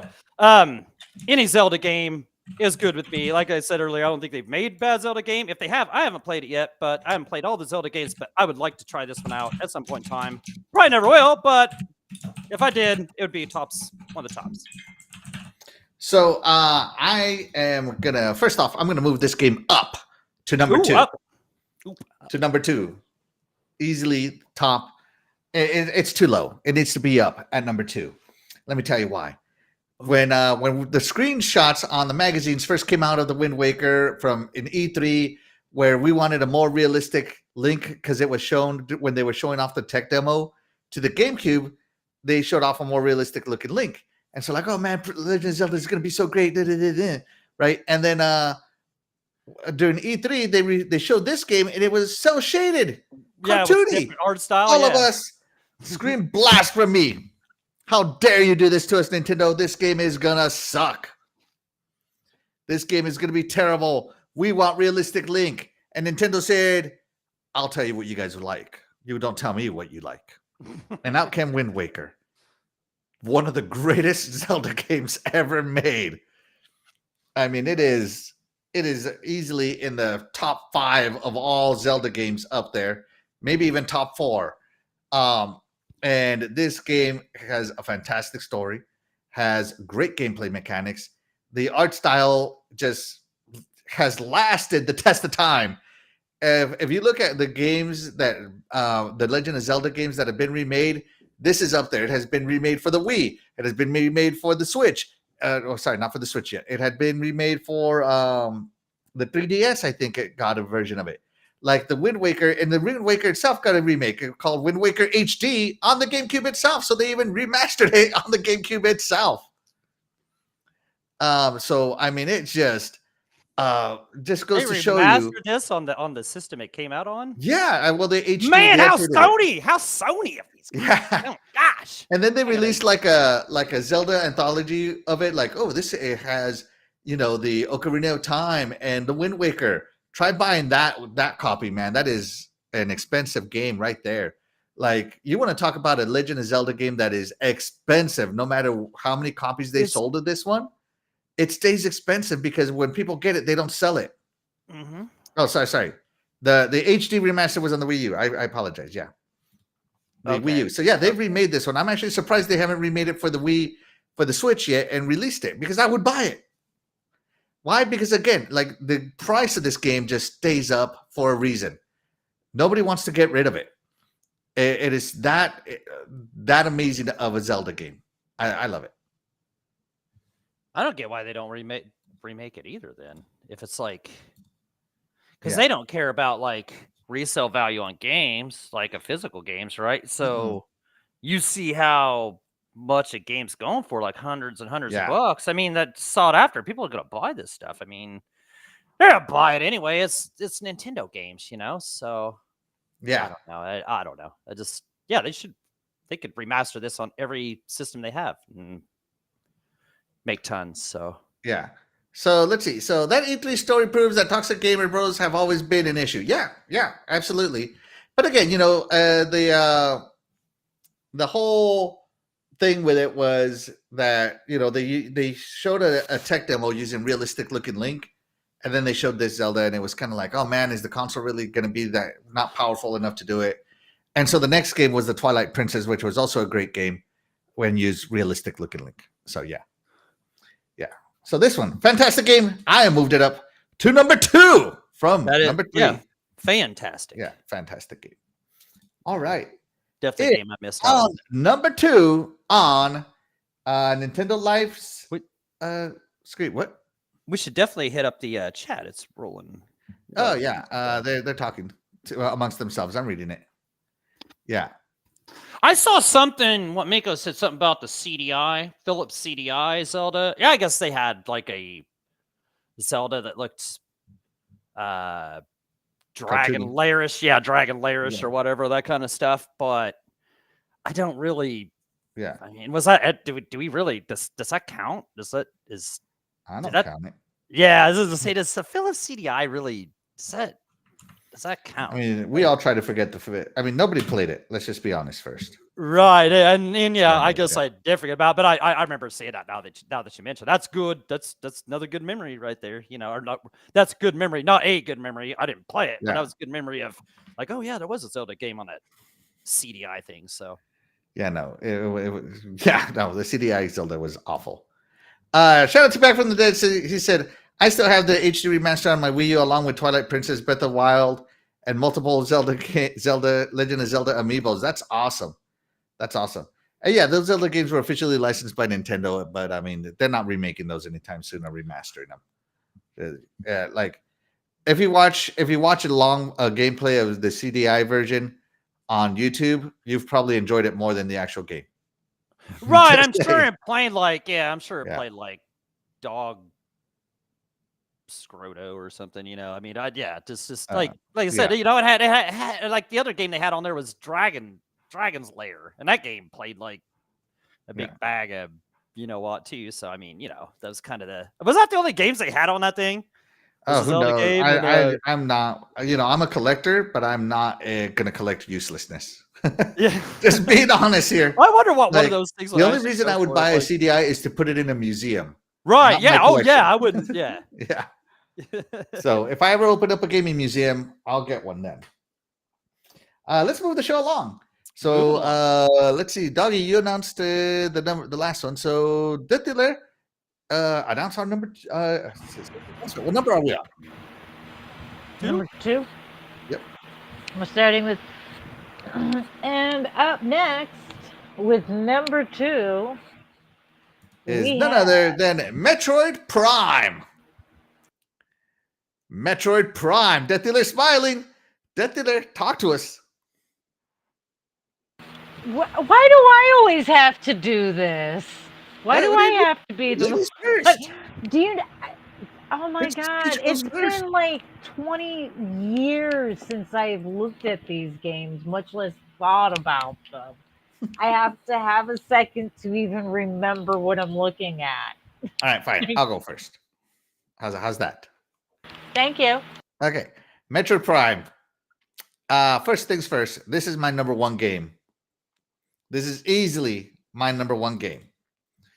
It took the Metroidvania and put it in a 3D space and just was fantastic. The story, the combat, the platforming, the fact that look at your map. I mean, thank God they showed this map. Look how massive this map is. And you got to figure out a way to get there. The bosses, the bad guys, the fact that you had to puzzle your way through it. Oh, you need this power up to blow up this wall to get somewhere else, and now you need to turn into a ball, lay down a bomb, and open this up. Oh, now you need to freeze things, and it was everything that Super Metroid was, but modern, and the HUD was fantastic. And let's not forget about the remake. I want the remake so bad. So bad. I want that remake. So And bad. because this made you feel like Samus Aran was powerful. Like before, is she a girl? Is she not? Whatever, right? Obviously, she was if you kept up with it. But this one, it was very obvious that she was a girl and that you were playing a fantastic heroine. And just getting through these levels was just so much fun. The control was perfect. The only thing that was weird was the aiming. If you wanted to aim up or down, you had to hit that R button halfway down to get the aiming to go off. And it was a little difficult to get used to first, but once you got into it, it was fantastic. Yeah. Are you referring to Metroid Prime on the Wii or remake Switch one? What? I'm talking about the Switch remake. I don't want the Wii remake. No, thank you. I don't want to aim with Wii controller. Sorry. I want to aim with the Switch controller. Yeah. Sorry. Yeah. So for me, this game, I am moving it up to number one on my list. Yeah, that's right. Something beat out a Zelda game on a Nintendo console. Very rare for that to happen in my world. And Metroid Prime look at the combat. It's so cool. Yeah. It's just the HUD was amazing. The map was amazing. The world was amazing. And it was like a platforming puzzle, first-person shooter, Metroidvania. It combined everything perfectly. And that was very difficult to do. And I forget who they contracted to do this because Nintendo didn't make this one. I think it was made by a Oh, you're right. Yeah. party studio that they had contracted. Yeah. They nailed it. So Yeah. yeah, no, thank you. Yeah, no motion controls. Yeah, I don't want to aim with the Wii controllers with the Retro Studios. Yeah, thank you. Retro Studios, yes, who are now part of Nintendo, aren't they? But I think at the time they weren't. I don't know the exact history of Retro Studios. I just remember that at the time, like it was weird. And if they weren't part after they made this, you definitely got to pick them up. This is still not it because I think they were doing Metroid Prime 4, and Nintendo pulled it off of them for the Switch, and they are now doing, and now they brought it in house.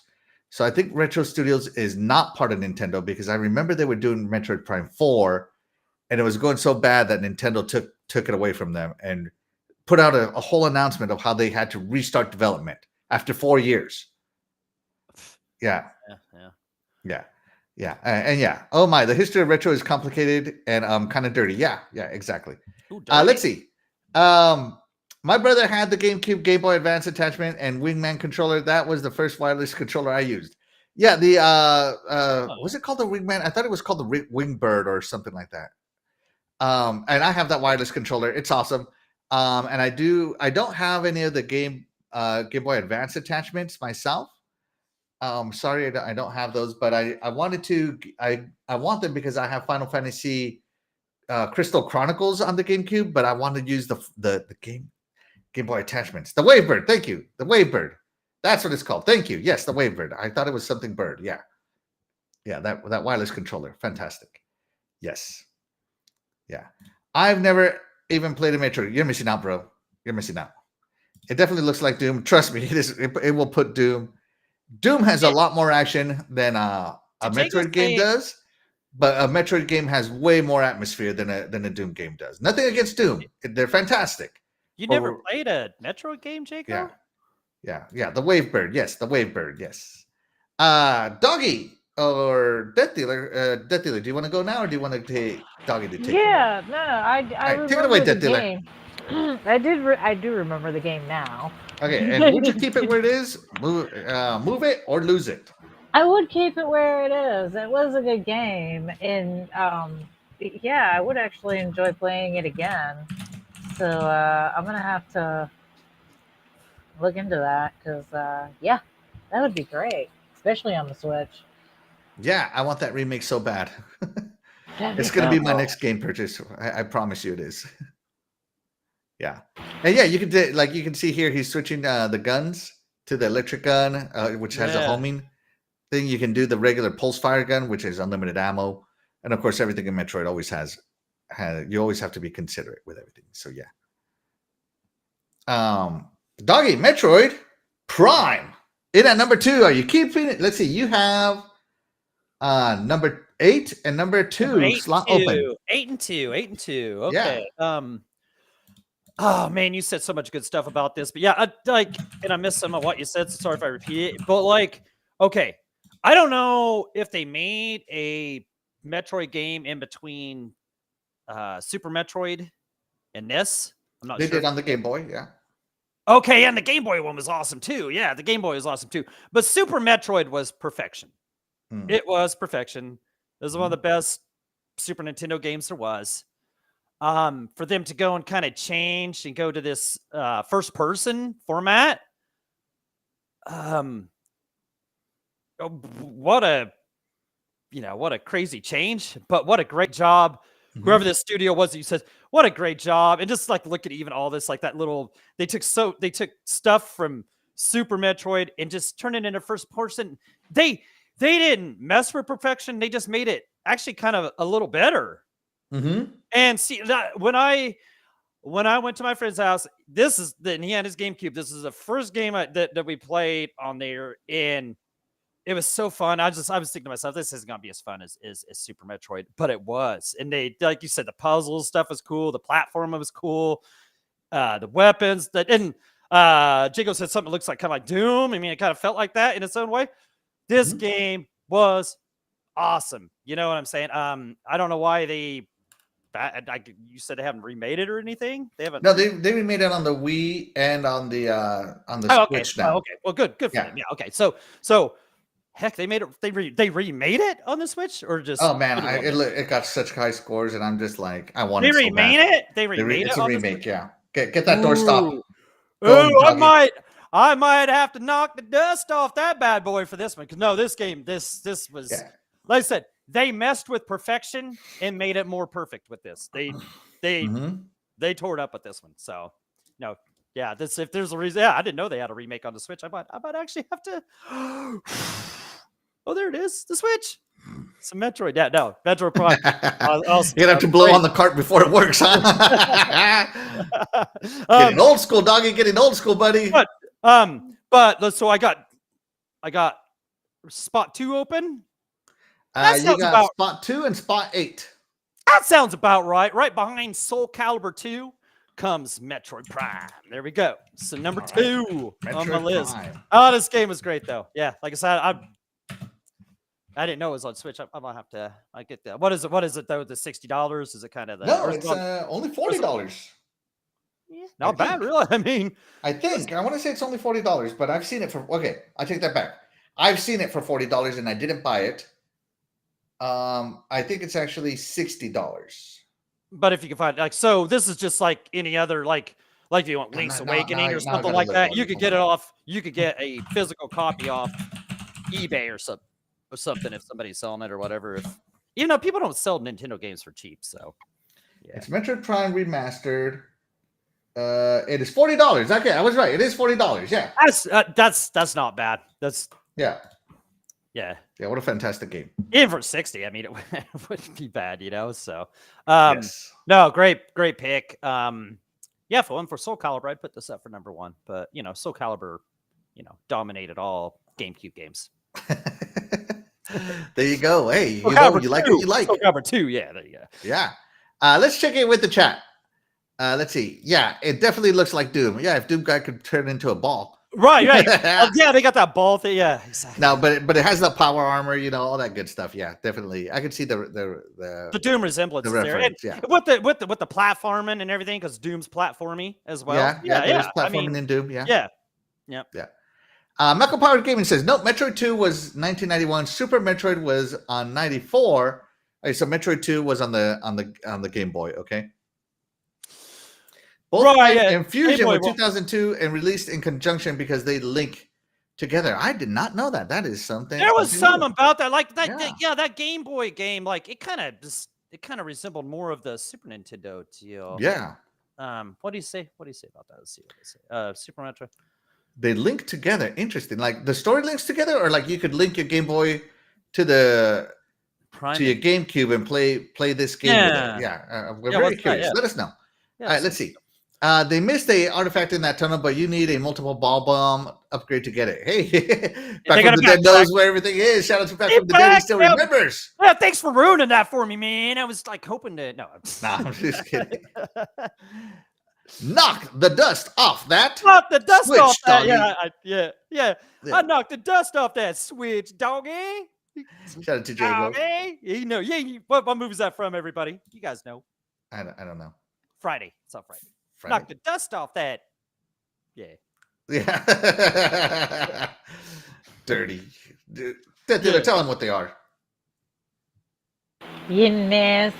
That's right. You nasty. Guilty as charged right there. Yep. Shout out to DeathDealer. Let's see. Shout out to Eternal Shaddai. Thank you so much for joining us. You're the real MVP. He says, what's going on? Best GameCube game, easy. Mario All-Star Baseball, Star Fox Adventures, Zelda Wind Waker, Paper Mario, Final Fantasy Crystal Chronicles. I just mentioned that one. Yeah. And shout out to Eternal Shaddai. Yeah, chat. Let us know what your favorite GameCube games are. So far, Back from the Dead and Shaddai have told us. Let us know, chat.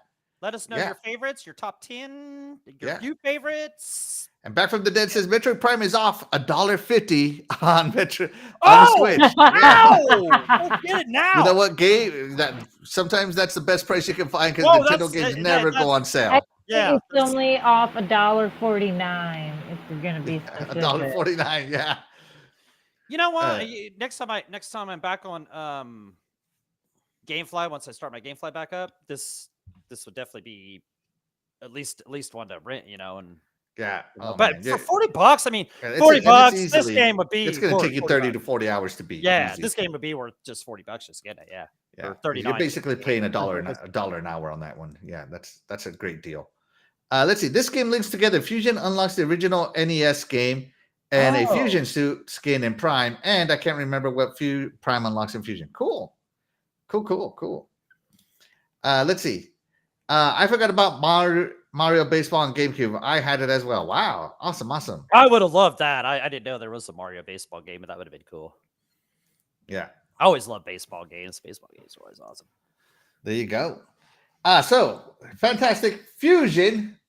So, again, this is NintendoLife.com list that we're, taking inspiration from. Yeah, our top 10. Yeah. Watch the beginning of the show. You know why. All right, so at number 1, are you ready? Nintendo Life, at number 1 is Paper Mario, the 1,000-Year Door.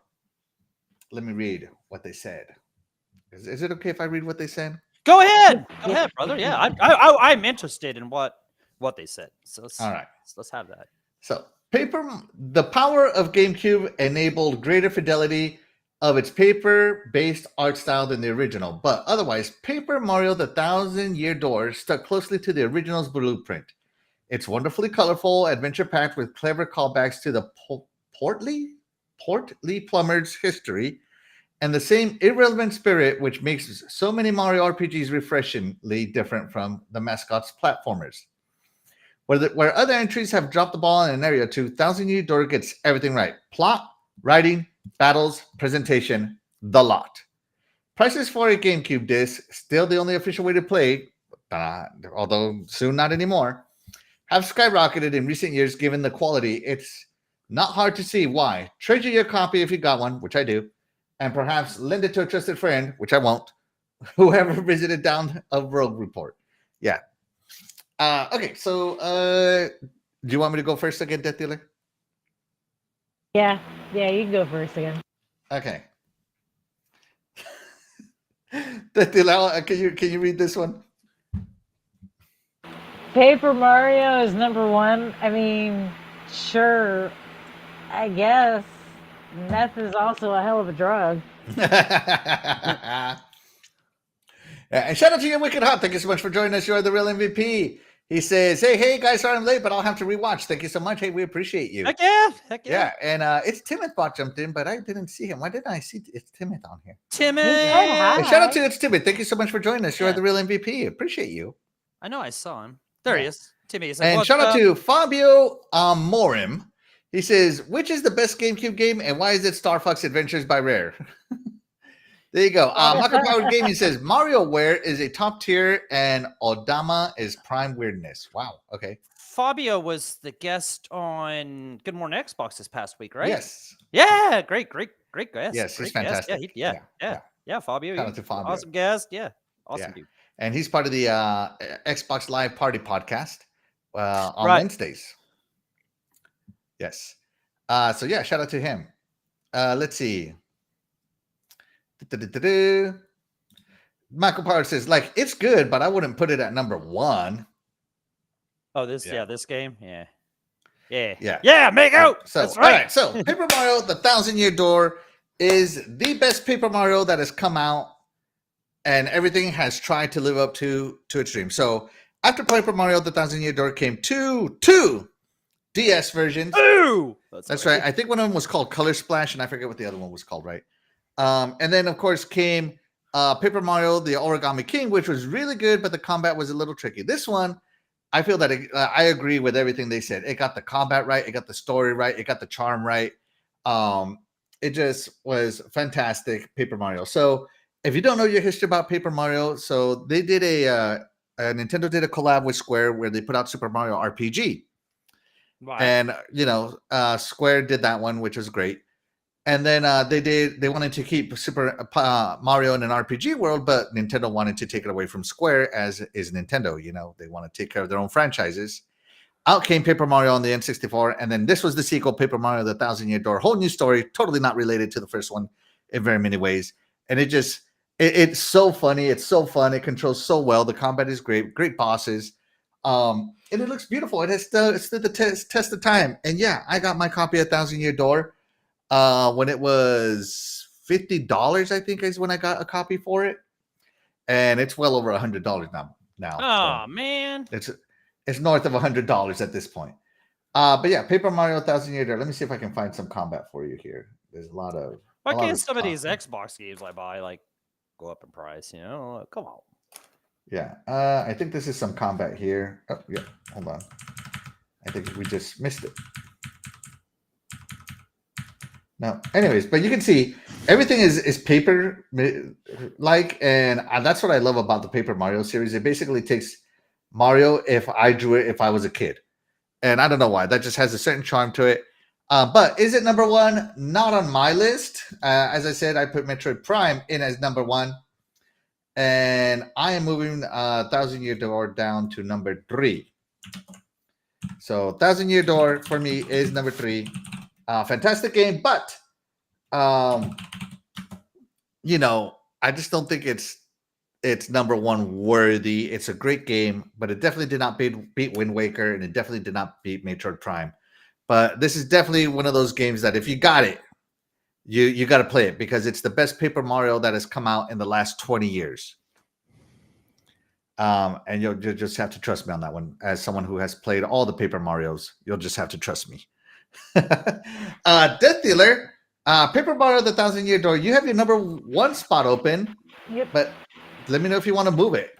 No, I'll leave it. I did like this game a lot. I like the Paper Mario games. Mm-hmm. So yeah, I did enjoy this game, and I am a sucker for Mario in general. So I'll leave it where it is. It was a fun game at the time, and I wouldn't mind playing it again. Yeah, it's so good. Are you going to buy the remake? Yeah. Yeah, Give you- I okay. would. I am not, as I have the original and I have fond memories of it, and I don't know, like I'd rather buy Metroid Prime remake. Right. Yeah. Everyone has their thing. It's actually funny because I do remember when I got this game. I remember thinking I was like, "Why is it Paper Mario? This is so weird." Oh, And but I it's ended still up got so like much charm. It loving pulls you in it. right away. Yeah, well, that was the thing. I ended up playing it and I absolutely loved it. But yeah, when I got it, I was like, "This isn't the right one. Why did you get this one?" And I ended up like adoring this game. So yeah, I would absolutely buy another remake of it for sure. Mm. Yeah, it's so good. Like here's the combat system again. I mean, it's just straight up turn based, and it has some stuff. So yeah, I mean it's good stuff, and it has input combat too, but it doesn't have gimmicky combat. It's input based combat, like you got to push A at the right time and stuff like that. But all the other Paper Mario's since this have had somewhat gimmicky combat, and that's where they fall short. So this one definitely has the best combat system. It's probably kind of like Mario RPG. Kind of like, yeah, if you press it at the right time, it gives you a double hit or whatever. Yeah. Okay, that's cool. Yeah, Nothing stuff wrong like with that. That's cool. Sea of Stars was even like that here recently. So Yeah. Yeah. So, Doggy, Paper Mario, you have slot number 8 open. yeah, I've never played Paper Mario. I mean, I don't realize that, yeah, it has any connections to Super Mario RPG. That was cool, you know. But okay, so I'm RPG fan, I'm a Mario fan, but looking like I only have spot 8 open. And man, you know what? This, as much as I like JRPGs and that kind of stuff, and Mario knows that Luigi Mansion Ghostbuster looking thing looked pretty cool. So, Paper Mario, you're completely out of here. I'm putting that Luigi Ghostbuster looking game as number 8. Yeah, whatever that Luigi Mansion, whatever it was. Luigi's Mansion. Yeah. Yeah, that looked cool. Like if I In at like number 8? at number 8, because that's my spot that is open. All Because right. of course, Paper Mario wasn't taking over the number 1 Soul Calibur 2. That's right. No, we beat a hole in that paper bag. But yeah, so yeah, the Luigi, that Ghostbuster looking Luigi Mansion game, that looks cool. So All right. I could be down with that game. Hey, as Death They did say, we like have what we like.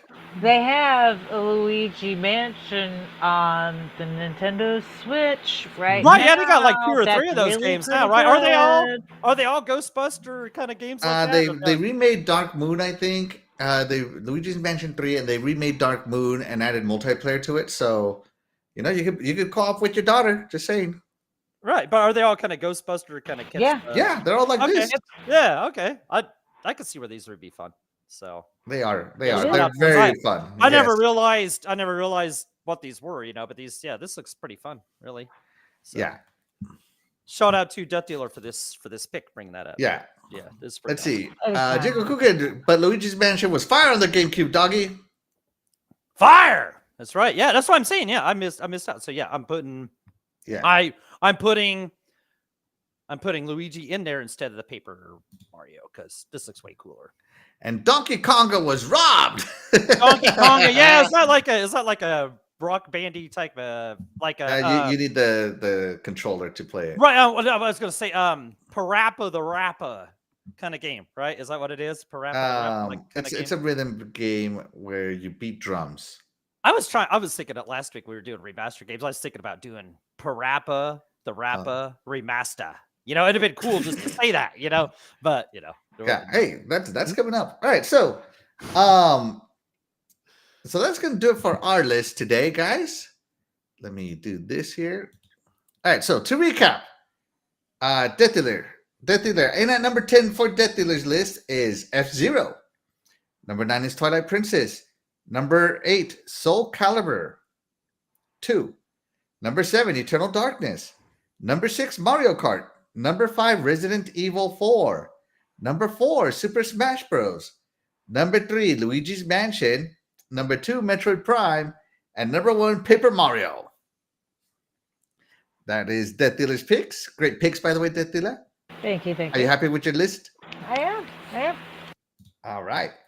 And okay, so then Doggy. Doggy, in at number 10, put in Eternal Darkness. He put in Mario Kart. Yep. He put in Luigi's Mansion. Yep. Then Super Smash Bros. Melee at number 7. At number 6, Twilight Princess.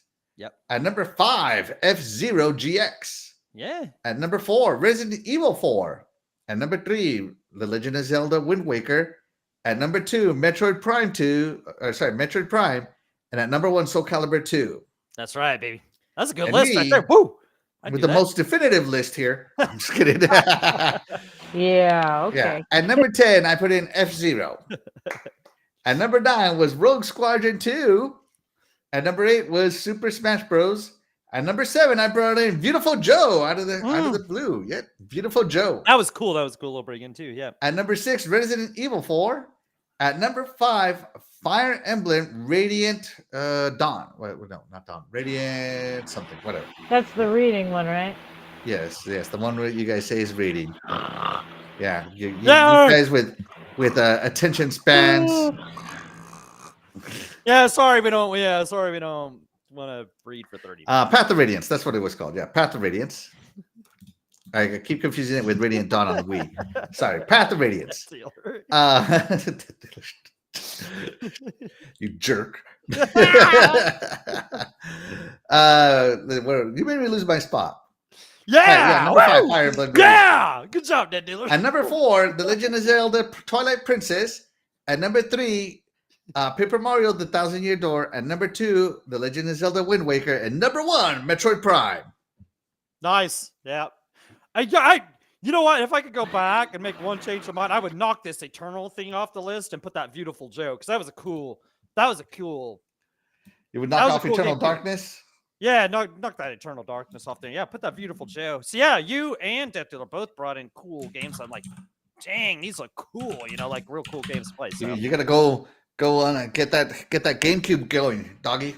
Yeah, I gotta go. Yeah. Go. I'm about to go find one on eBay. Don't tell them how much will those go for on eBay now. They're probably, man. Yeah. You're not collecting. You might want to talk to someone that knows how to make old consoles more user friendly. Just saying. Yeah. But with all that being said, Dougie, guess what time it is? Oh, we got one last round to decide who's taking home that high quality used can of air duster that's been handled by your man right there, Axel for 24. Super rare. Actually, something owned and used by Axel. Are you sure you even want to win? Do you actually want to win this? But anyway, no matter what, it's intermission time with DeathDealer. Woo! DeathDealer, take it away. Tonight, folks, we are guessing the cover art picture of the game. The picture will be covered with different colored tiles. Doggy and I will select the color. Axel will remove a tile, and we will all be guessing what game the cover art is from. Please feel free to give us the answers, because Doggy and I have no idea what any of these game covers are. I got nothing. I got nothing. Axel picked the most obscure games he could find. Right. And then he picks, when we pick the color, he decides to pick the one that will show absolutely nothing. Yeah. So feel free to help out. Google is on the board. Yes. Dougie, that's right. Dougie, recap the scores. All right, we got Back from the Dead. Back from the Dead's got 2. We got Mako Powered Gaming, who came in on the second round, decided to mop up. He's got 2. He took the last 2. We got the lovely Louise with 1. We got the lovely DeathDealer with 1. And the not so lovely Google. They've even got a point. They might even have an extra point, but they kind of hide it, But so can anybody come in for the tie and get back and make somebody might come in. Shout out to Captain Picard, who says, "You mother, you mother trucker," is what he said. Mother trucker. Shout out to you, Captain Picard. That's so funny. He even changed his name. Shout out to so Michael Powered Gaming says, "Model Wii, it's backwards compatible, doggy." I have a modded Wii. I still have a Wii. I still actually have a Wii. I have an I unmodded didn't know Wii you and a could modded mod Wii. those. I like having my OG stuff still. I didn't know you could mod a Wii. Like, Oh, I'll have to figure that deal out. Yeah. Okay. I give it a brother. He do that kind of stuff. yeah. All right, here we go. We ready, boys and girls? Yeah, absolutely. All right. DeathDealer, pick a color. I'm gonna go with. Let's have blue. Boom. I love Good the call, dealer's good faces call. when I pick a useless tile. They're just so great. Doggy, pick a color. Time Splitters too. Sorry. No. Not far off, but no. Yeah, nice. Yeah, nice Okay. guess there. All right. Pick a color. Ooh, I'm gonna follow with what DeathDealer said. I want a blue. Because look at that, look at those right there. That's showing something. Unless he picks that one over at the side. Oh, Boom. oh. Ooh. Okay. Any guesses? Any guesses? Dreadful guesses. Resident Evil. No, sir. No, sir. There's another Time Splitters game, but I don't remember the other Time Splitters. Nope. I'm guessing So you y'all guys never use the other your Time photo Splitters game. search on Google. You Cheetos. Yeah, you Chester Cheetos. Picard is saying purple. You mother. Pick a color. I get to. Wait a minute. I get to make a guess though. Oh, yes, I yes, didn't you make get a to make guess. Yes. DeathDealer gets a guess. Yeah. Grand Theft Auto. No.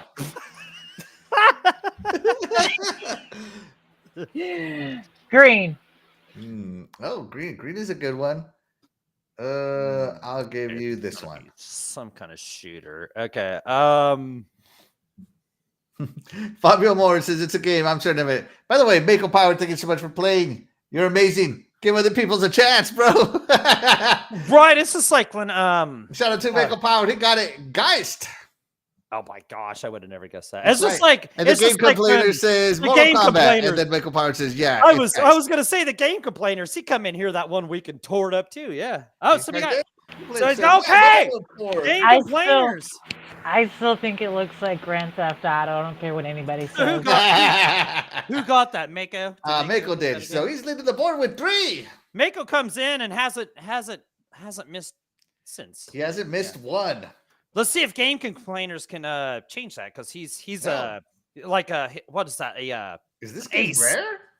Wait a minute. What? I'm sorry. Is this what? No No way this game is that rare. What? No way. You Okay, yeah, no way. Okay, yeah. Geist is only tracking for complete in box $40. Okay. Well, I mean, we could put it on there for $5,000 if some sucker wants to buy it for $5,000. Hey, Okay, I was gonna say, whoa, Hey, what? I'm gonna Someone's go about in to there and grab Come on and my retire, you know what I mean? yeah. I'm gonna go So- put like a copy of like that Castlevania Lords of Shadow, that I showed last week. I've got it, guys, right here in the hand. $1,000, dude, right That's now. right. In fact, free shipping. I'll put it up there for free shipping. I even pay for the taxes. Why not? And Michael Power says it's like Second Sight and Psyops. You possess enemies to control the game. Yeah. Yes. Yeah. So there you go. Yeah. Yeah, and by the way, Jago Cookin, the whole point of this was to pick games that no one's ever heard of to make the game last. Because I don't want it to happen like last time where I revealed one game and Doggy got it off of one square. Or Jago did that too. Yeah. Or even game complainers. I mean, that's the thing. And even Geist. How did somebody get that in like 2 reveals? I mean, that's crazy. Mako, Geist. there's Yeah, he a would've got reason it why too, Mako's the PhD. He obviously has the memorization down. It's because they told him that it wasn't Grand Theft Auto. You're welcome. Yeah, oh, there you go. There you Yeah, go. she was Process of clearing that up. elimination. Yep. I like- helped you. I'm doing you a favor. And game complainers, like your knowledge of stuff is awesome too, man. Like, yeah. So yeah, Geist on GameCube, and you got it when you worked at Best Buy for $1.99. Man, Crazy. now you could be selling that for $5,000. I've heard all these games so far. Doug, I'll let you read this one. Your mother is sealed. Oh my gosh. Oh my gosh. All right. Let's see. And shout out to Fabio. Thank you so much for being here. You are the real MVP. Fabio, Have a good you're evening, awesome. sir. Yeah, Greg Planners are awesome. Yeah, you're awesome. Yeah. You guys are awesome. All right, here we go. You guys ready for the last one? Oh yeah, let's go. All right, DeathDealer. Mako and By the way, if Planners, anyone has heard of this game, I will call you a liar because I never even heard of this anything to do with this game. Yeah. All right, and okay, It is so very obscure. so Mako. I know you will be googling. I will know you will be googling, Mako. Mako has 3. Back has 2. Louise, DeathDealer, and Google have 1. Google, we could, I know these guys have been tearing it up. So Google. So should we make this last one like? What, like 10 make this like a points? super, like a super Like, whose line 5-pointer? is it anyway? A super 5-pointer, like the winner of this round takes home that used can of air tester fondled by the man, the myth, the legend, Axel 1324. Michael Power says, "Bring it on. He's ready." All right. Okay, all right. And Picard, what does Picard say, DeathDealer? You are the real mother VP. Shout out to Captain Picard. All right, here we go. DeathDealer, pick a color. Start it off. I'm gonna go with. Give me a yellow. I swear, Mako, if you know what this is off of that one character, I will know that you're full of it. DeathDealer, any guess? You guys are never going to guess this, by the way. Never. Not in a The million fat years. guy at Burgers. No. Sounds like a good game title. Burger Time World Tour. Doggy, pick a color.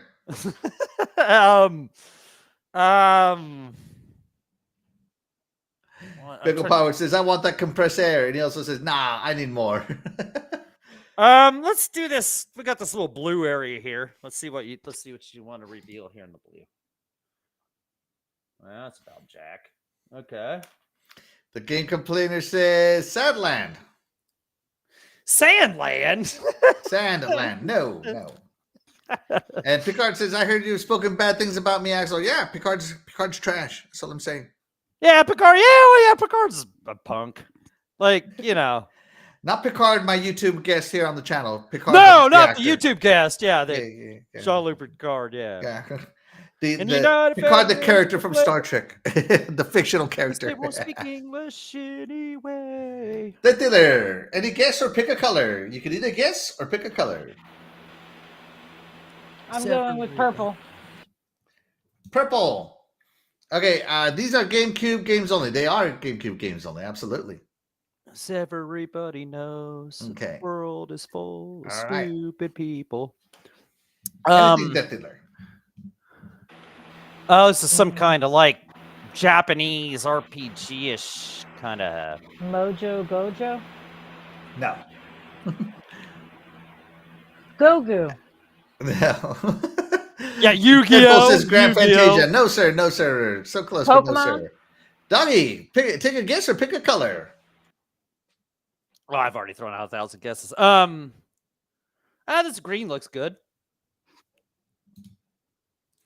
All right, let's see. Picard says, "How dare you? I'm not fictional." Michael Power says, "I recognize it, but can't place it." Right. Like Picard says, "I'm a man living in an apartment in Brooklyn on Social Security." What is Shout out to Picard. That's hilarious, man. That's hilarious. Picard, you're funny. Jago Cookin says, "This is a JRPG type game. I know I ain't gonna guess right? it. Yeah, it's a JRPG. Not only is it a JRPG, but like I said, I never heard of this. Japanese. I never heard of this, and I learned. Was it an American release, or is this like a Japanese only kind of? I'll give you the top row for free. There you go. Okay, for free. Right. Oh, nice. Oh, wow. All right. Who's next? I lost track. Who's next? This is like an anime kind of like. I think it's me. Go ahead and take blue. Boom. Boom. Yeah, he's just trying to give it to us. Okay.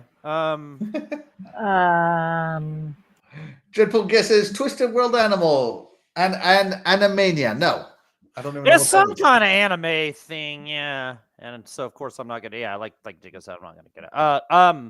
Let me know when it's my turn. I'll pick. It's your turn. Take it away. Blue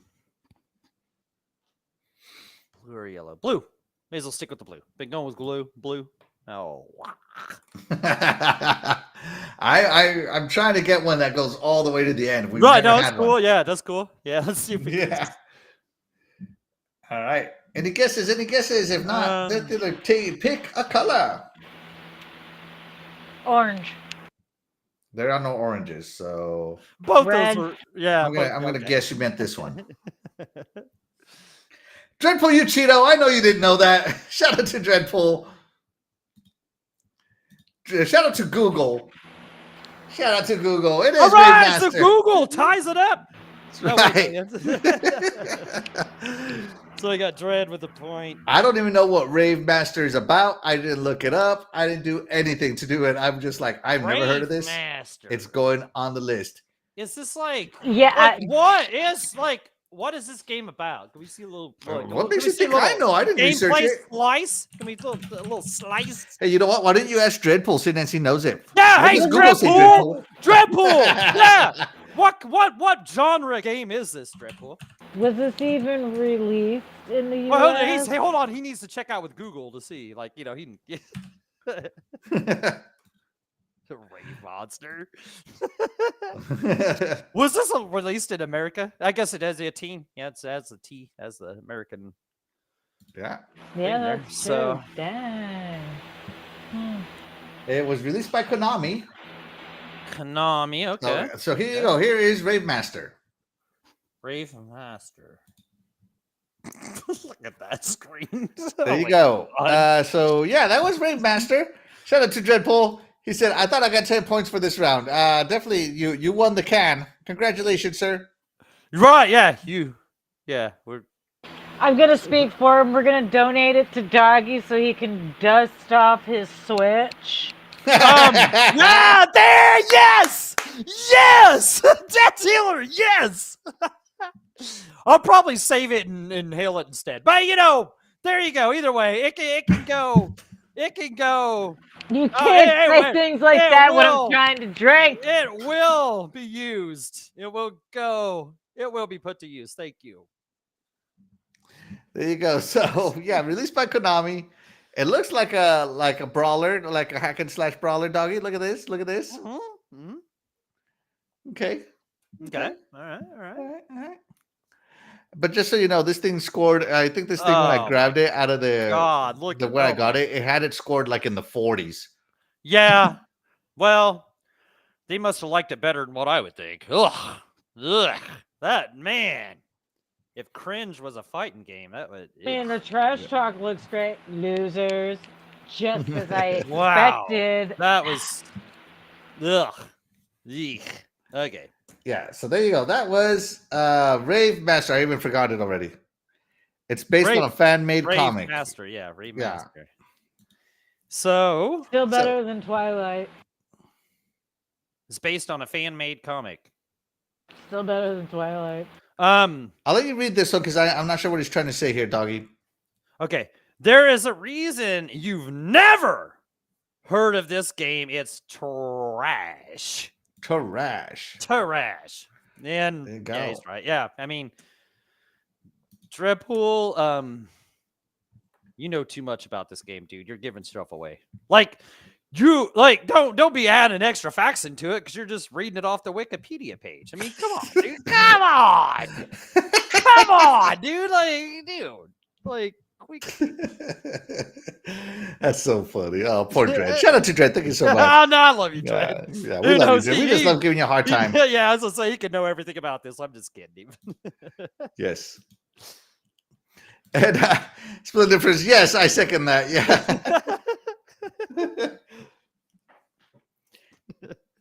Does Dreadpool work for Google now?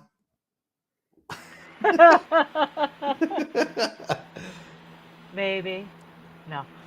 Are we gonna have to rename him to Dread Google?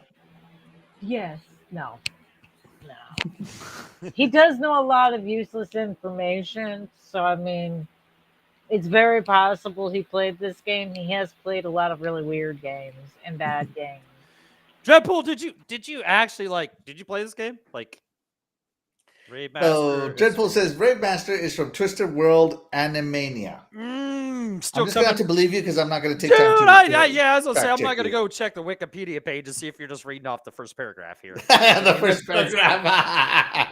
But for all I know, he these could are- be in the back room right now holding the.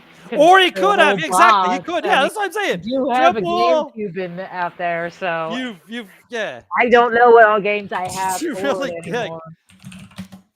I mean, if he really wants the can air duster that bad, I mean, he could have it. I mean, He could have it. yeah, it's not that big deal. All right. So, can I make this bigger? Okay, thank God. So I don't have to download it and put this on my computer. Here we go. Oh yeah. So enemies, friends, Rave, and Shadow Stones are all thrown into the mix as the curtain rises on the ultimate groove fight. Slam, crash, fight, exploding with amazing over-the-top attacks, story mode. Battle through unique stories of 5 characters complete with voices. A story filled with laughter and tears. Many powerful scenes from the original series are faithfully reproduced. Versus mode, battle out with up to 4 characters from the original series. Make your opponents feel the awesome power of the ultimate groove attack when you have collected the Rave and Shadow Stones. Some special attacks from the original manga and TV series are available for use in battle. Unleash your powerful groove attacks by collecting the Rave and Shadow Stones. Wow. So, yeah, there you go. There you go. Slam, crash, whatever the last word. Groove. Groove. Even Groove. better. Who ain't grooving at a rave? That's right. Let's go. Yeah. All right. So, if we're giving Dread the 10, I guess Dread win with 10. Mako, yeah, 3. I mean, you were runner up. I don't know what does the runner up get? Thanks. Which is probably better than the air duster itself. Number 2, okay. nobody remembers. Just saying. Michael Bauer says high quality Comic Sans on that packaging. Yeah. Jago Kukin says I'd rather play ET on the Atari 2600. Absolutely. And Dreadpool says I played it with Doogie. Who's Doogie? Hauser? Doogie Howser. Doogie Howser, MD. Yeah, MD. One of his old friends, who's now old and fat. Yeah, You could have just stuck with old. He's obviously he's obviously not an MD. Yeah, he's Judge. He's not an MD. He's not a doctor. I can promise you that right now. MF. Definitely not a doctor. Mighty fat. MF. EMF. He's old OMF. and chunky. And chunky. OMF. Yeah. Oh my gosh. Anyways, guys, that's going to do it for today's episode. Thank you guys so much for watching our Nintendo GameCube episode where none of us had played enough GameCube games to really make a top list. But the next time we're going to do the Wii, and I have played some Wii games. So I can definitely do a top 10 Wii game. I'll probably I'm going to be rowing the same boat, man. I'm going to be rowing the same boat. I can do my top 3 Wii games. I got the bowling. Easily. That Wii bowling. Woo! I'm telling you. Now that stuff was awesome. I have no. Ain't no better than that. Yes. I still have Napoleon. I'm not worried. I got this. So not next week, but next time we do our Nintendo games, best Nintendo Wii games number 1 will be the next episode where we play our little guessing game. Yeah. But yeah. With that being said, guys, we're going to go ahead and get out of here. But of course, we wouldn't be able to do this show without you guys, the chat. And that's why you guys, the chat, will always be the MVP to all of the shows here on the Iconic Video Games channel. With that being said, we are going to get out of here. I'm Axel1324. I'm DeathDealer. And I'm Doggy Dog 420.